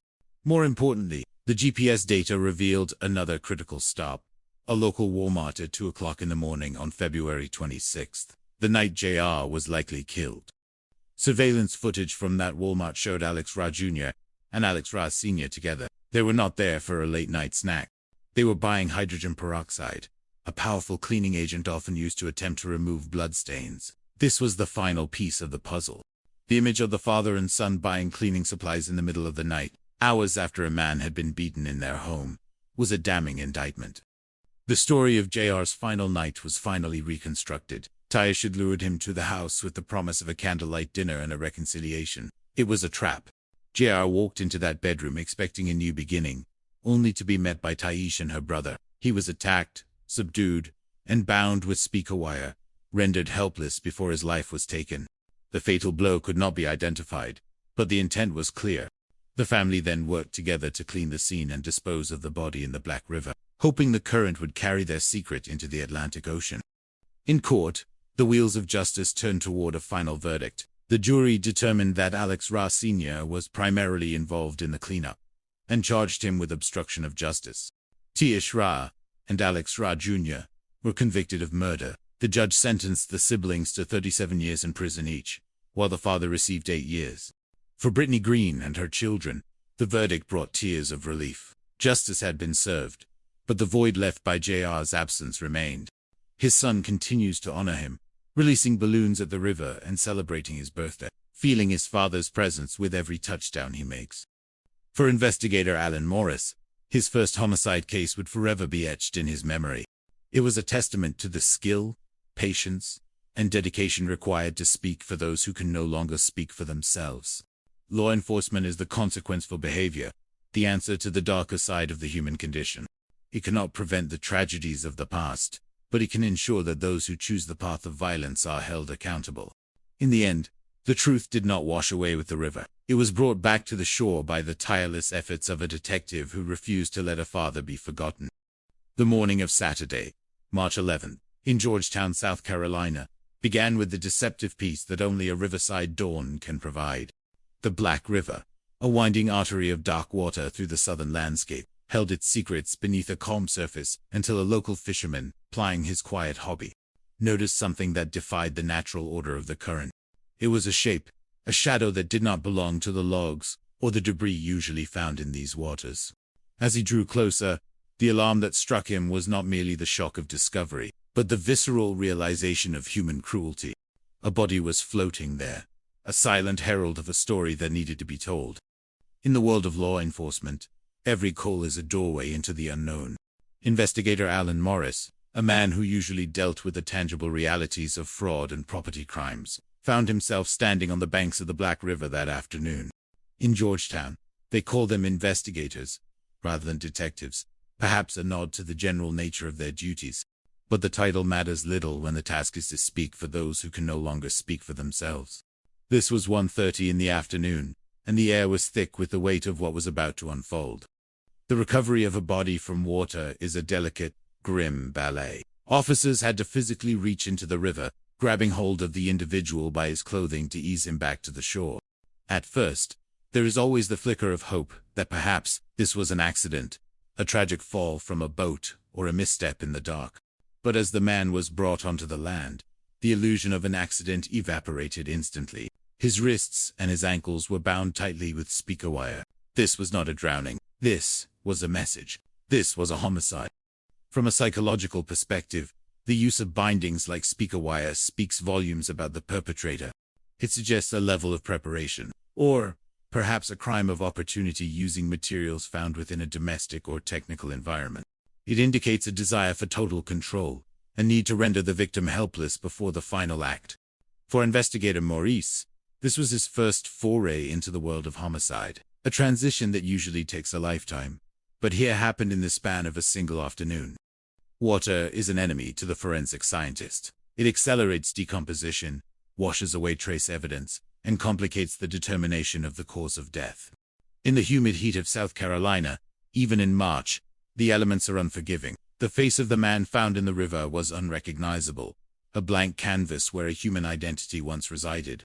However, the police were not starting from zero. They remembered a report filed by a woman named Brittany Green. She had come to them 2 weeks prior, reporting the father of her 2 children missing. His name was Leon Harrison Jr., though everyone knew him as J.R. Leon Harrison Jr. was 32 years old, an African-American male described by those who loved him as a man of joy and big personality. The missing piece of the puzzle, however, was a physical one. Brittany had mentioned a rose tattoo on his inner right forearm. When the medical examiner performed the autopsy, that rose was found. It was the only clear identifier left on a body ravaged by the river and the passage of time. The case of the missing person was now officially a homicide investigation. The autopsy was a trial by fire for investigator Maurice. Seeing a human being reduced to a medical specimen, especially one bound in such an uncivilized manner, is a shock to the system. The medical examiner noted lacerations on the belly, but they were shallow, not deep enough to cause death by bleeding. There was no clear fatal wound, no bullet, no deep blade mark. There were suggestions of blunt force trauma, perhaps a beating so severe it stopped her heart, but the water had taken the certainty of that conclusion away. Yet, the bindings remained the ultimate proof of intent. Investigator Maurice began the grueling work of retracing JR's final steps. He spoke with Brittany Green, who painted a picture of a devoted father. Leon Harrison Jr. was the kind of man who would run down the sidelines of a football field, cheering for his son's first touchdown, meeting him in the end zone with a celebratory fervor that only a proud parent can muster. He called his children every single night. When those calls stopped, his family knew the world had shifted off its axis. The investigation naturally turned toward JR's personal life. Brittany mentioned an estranged wife, Tysh Ra. The marriage had been a turbulent one, ending in a separation that saw JR moving out. Marital troubles are a common thread in the tapestry of homicide, providing motives ranging from jealousy to financial desperation. When Maurice tried to locate Tysh, he found it difficult, leading him to pivot toward JR's phone records. The records revealed 2 calls on the evening of February 25th from a man named Samuel Pillman. When Maurice reached out, Pillman's initial reaction was to hang up, a move that usually signals guilt or fear. However, upon further questioning, a different story emerged. Pillman and his roommate were looking to celebrate a birthday and had contacted JR for some marijuana. JR had a small side hustle, a detail that Maurice noted, but did not let cloud his judgment. A victim's lifestyle does not diminish the gravity of their murder. Pillman explained that JR never showed up for the deal, and the phone records backed him up. The second call to JR went unanswered, lasting only 15 to 20 seconds. Pillman was no longer a suspect. He was a witness to the timeline of a disappearance.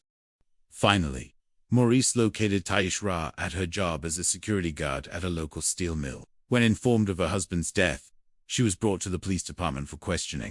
She described a marriage that had soured due to infidelity and money problems. They had been forced to live with her father, Alex Ra Sr., and her brother, Alex Ra Jr. Taish claimed that she had kicked JR out after discovering his cheating, but they had maintained an on-again, off-again connection. Taish pointed the finger at another woman, a girlfriend of JR named Rosario. She described Rosario as a maniacal, jealous woman who had been in a heated argument with JR on the night he vanished. It was a classic deflection, a common tactic in criminal psychology where the suspect attempts to project their own volatility onto a rival. But when Rosario came forward voluntarily, the narrative shifted. Rosario was not a woman of rage. She was a woman of grief. She provided her phone records, which showed that it was Taish who had been the aggressor, calling and screaming threat. Rosario had been the one trying to let the relationship die down to avoid Taish's wrath. The investigation began to focus on the RA household. Rosario mentioned that JR did not get along with Taish's brother, Alex Jr., who acted as a self-appointed bodyguard for his sister. Her father, Alex Sr., also harbored a deep dislike for JR. The dynamics of the Rowe family were becoming central to the theory of the crime. Morris had a breakthrough when he remembered the speaker wire used to bind JR.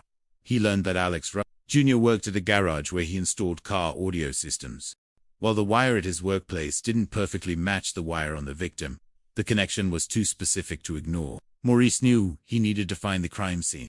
A man bound and beaten leaves a trace, especially if the act occurred indoors.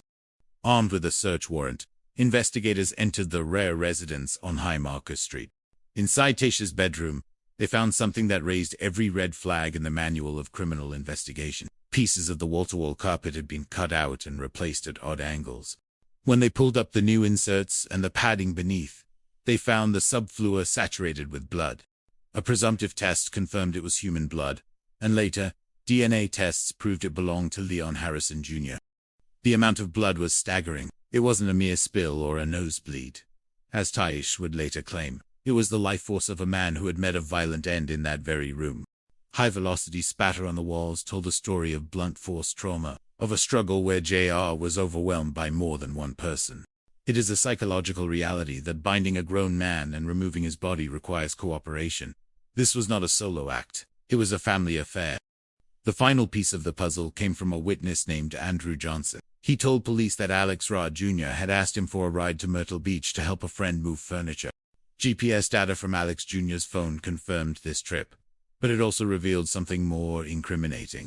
At 2 o'clock in the morning on February 26th, the night JR vanished, Alex Jr. and his father, Alex Sr., were seen on surveillance footage at a local Walmart. They weren't buying furniture. They were buying hydrogen peroxide. Hydrogen peroxide is a known agent for cleaning blood, and seeing a father and son buying it in the middle of the night, following a disappearance, is the ultimate nail in the coffin of their innocence. The theory of the crime was now clear. Taish had lured JR to the house with a deceptive promise of a candlelight dinner and a reconciliation. When he entered the bedroom, he wasn't walking into a romantic evening. He was walking into a trap. He was attacked, bound with speaker wire, and beaten until he was no longer a living man. The Ra family then worked together to transport the body to the Black River, hoping the current would carry their secret to the Atlantic Ocean. They spent hours scrubbing the room, cutting out the stained carpet, and trying to erase the evidence of their cruelty. But they underestimated the persistence of a new investigator and the silent testimony of the blood they couldn't reach. In court, the justice system passed out the roles played by each family member. Alex Ra Sr. was found to be involved in the cleanup and was sentenced to 8 years for obstruction of justice. Taish Ra and her brother, Alex Ra Jr., were identified as the primary killers and were convicted of murder. Each was sentenced to 37 years in prison. The conclusion of the case brought tears to those who had fought for justice. For investigator Alan Morris, it was a profound introduction to the world of homicide, a reminder that, while the job is life, it is also about the weight of death. For the children of Leon Harrison Jr., the loss is a permanent shadow, but they continued to honor their father. releasing balloons at the river where he was found, and celebrating the man who once cheered so loudly from the sidelines. This story serves as a stark reminder that the bonds of family can sometimes be used for the darkest purposes. But the truth, like a body in the river, has a way of rising to the surface. Justice was served not just through forensic science, but through the human determination to see that a life, no matter how cruelly taken, is never forgotten. The consequences of behavior are inevitable, and the work of the detective remains the ultimate answer to the complexities of the human condition. It is a quiet Saturday morning on March 11th. The air carries the damp scent of the low country, and for one local resident, the day begins with the simple pursuit of a hobby. He is fishing on the Black River, a place usually synonymous with peace and the rhythmic flow of nature. However, as his eyes scan the dark, slow-moving water, he notices something that does not belong. It is a shape, a disruption in the current that causes his heart to skip a beat. As he moves closer, his alarm turns into a chilling reality. Floating in the water is a human body. This discovery marks the beginning of a journey into the darkest corners of human nature. Solving a murder requires a rare breed of individual, someone capable of looking at the unsolvable and refusing to blink. In Georgetown, that call is answered by investigator Alan Morris. While others might use the title of detective, here they are known as general investigators. For Maurice, the job is not just a profession, it is life itself. He handles everything from fraud to bank robberies, but he knows that any normal day can transform into a whirlwind of urgency in a single moment. The call regarding the body comes in at approximately 1:30 that afternoon. When Maurice arrives at the riverbank, the process of recovery is already underway. Law enforcement officers have to physically reach into the water, grasping the individual by his clothing to ease him back to shore. At first, there is the lingering question of whether this was a tragic accident, perhaps a boater who fell overboard. However, as soon as the man is brought onto the grass, the truth becomes undeniable. The victim's wrists and ankles are bound tightly with speaker wire. This is not a drowning. It is a clear indication of a calculated homicide. Water is a cruel element for a crime scene. It works rapidly to erase evidence, complicating the task of determining a cause of death or finding DNA. The decomposition is significant, accelerated by the southern elements and the wildlife inhabiting the river. The face is unrecognizable to the naked eye. Yet, Maurice's mind is already racing, connecting this discovery to a missing person report filed recently. A woman named Brittany Green had come forward to report that the father of her 2 children, Leon Harrison Jr., known to everyone as JRA, had vanished. JR was a man deeply rooted in his family. He was 32 years old, an African-American male known for his big personality and his devotion to his children. Every night, without fail, he would call to speak to them. When those calls stopped for 2 weeks, Brittany knew something was terribly wrong.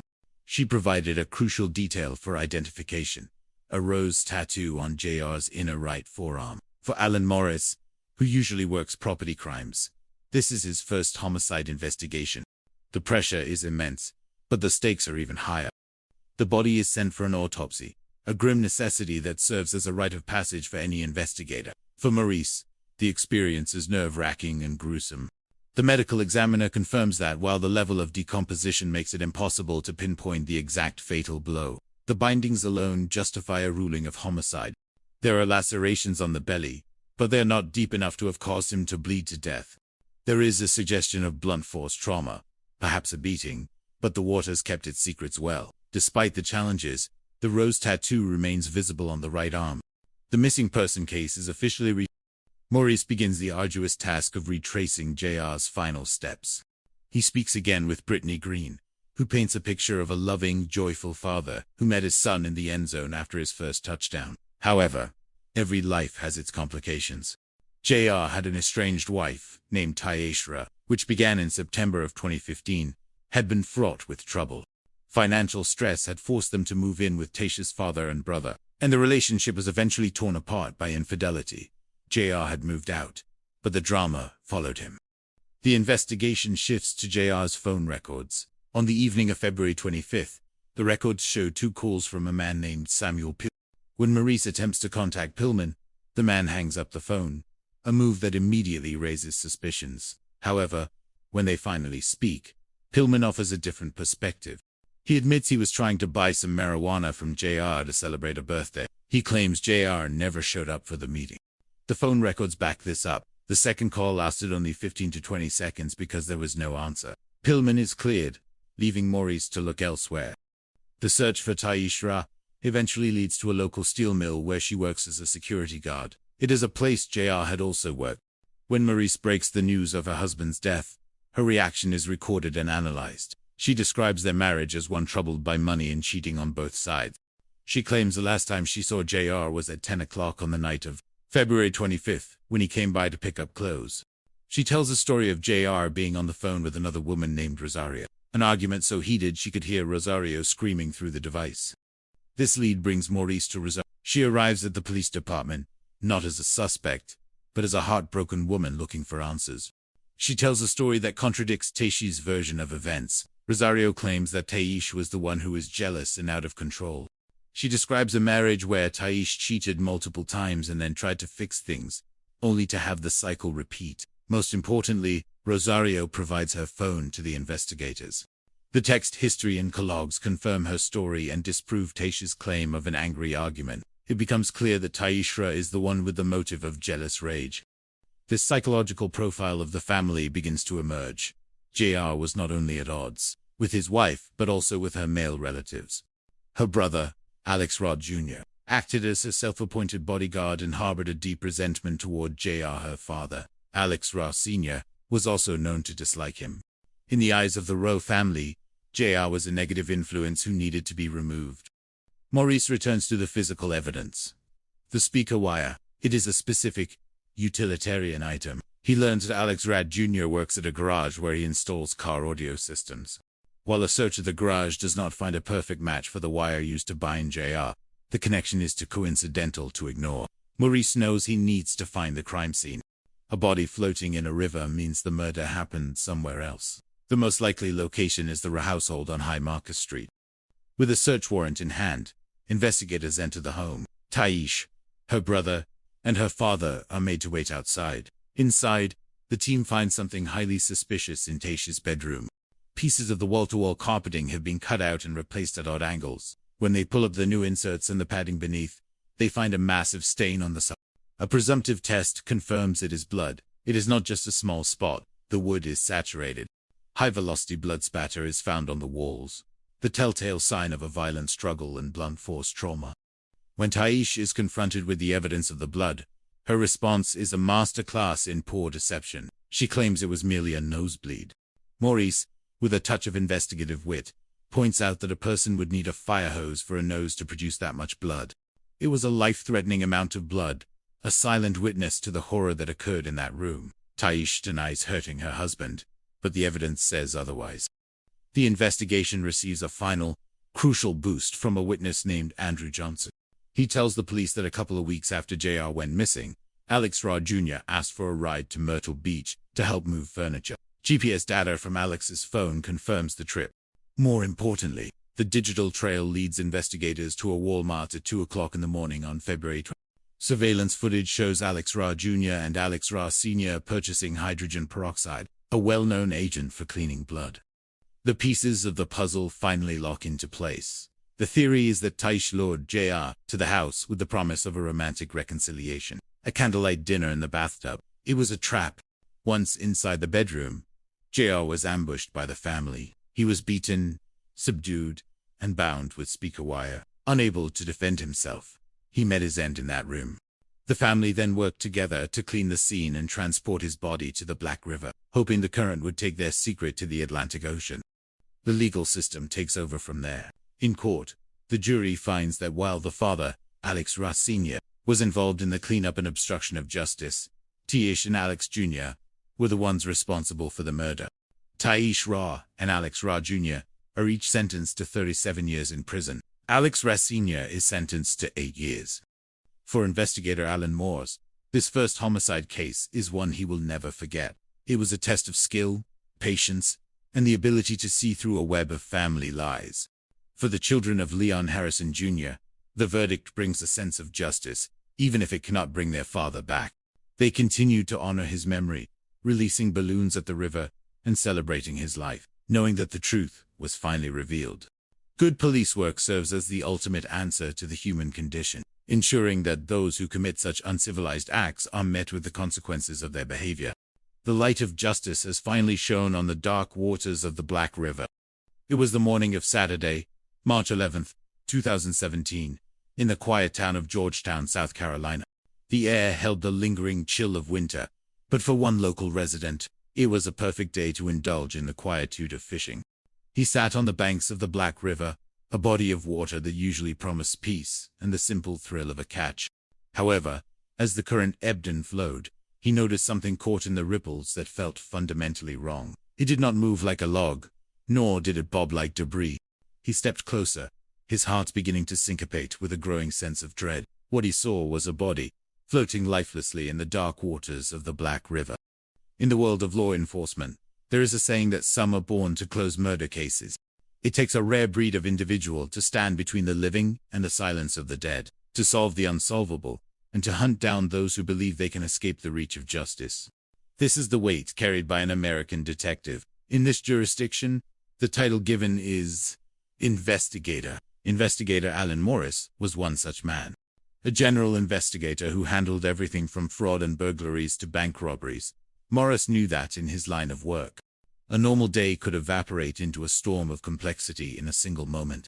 Really and truly, for men like Maurice, the job is not just a career, it is life itself. The call came in at approximately 1:30 that afternoon. Because the body was discovered within the county jurisdiction, the sheriff office responded immediately. When investigator Maurice arrived at the scene, the recovery process was already underway. The task was grim.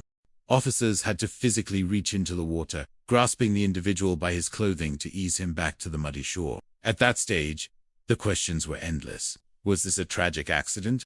Had someone fallen from a boat or slipped into the depths? The answers remained submerged until the body was fully pulled from the river. As soon as the victim was on solid ground, the facade of an accident crumbled. It was immediately evident to Maurice that this was no accidental drowning. The man's wrists and ankles were tightly bound with speaker wire. To a seasoned eye, those bindings were a loud and clear declaration of homicide. When a victim is recovered from water, the challenge of the investigation increases tenfold. Water is a cruel mistress to the human form, accelerating decomposition and erasing the subtle clues that investigators rely upon. In the South, even in the months of February and March, the elements are fickle. The speed of decay in the Black River meant the face of the victim was unrecognizable. Positive identification was impossible at the first glance. However, the mind of a detective is a repository of missing faces. Maurice found himself thinking back to a recent missing person report.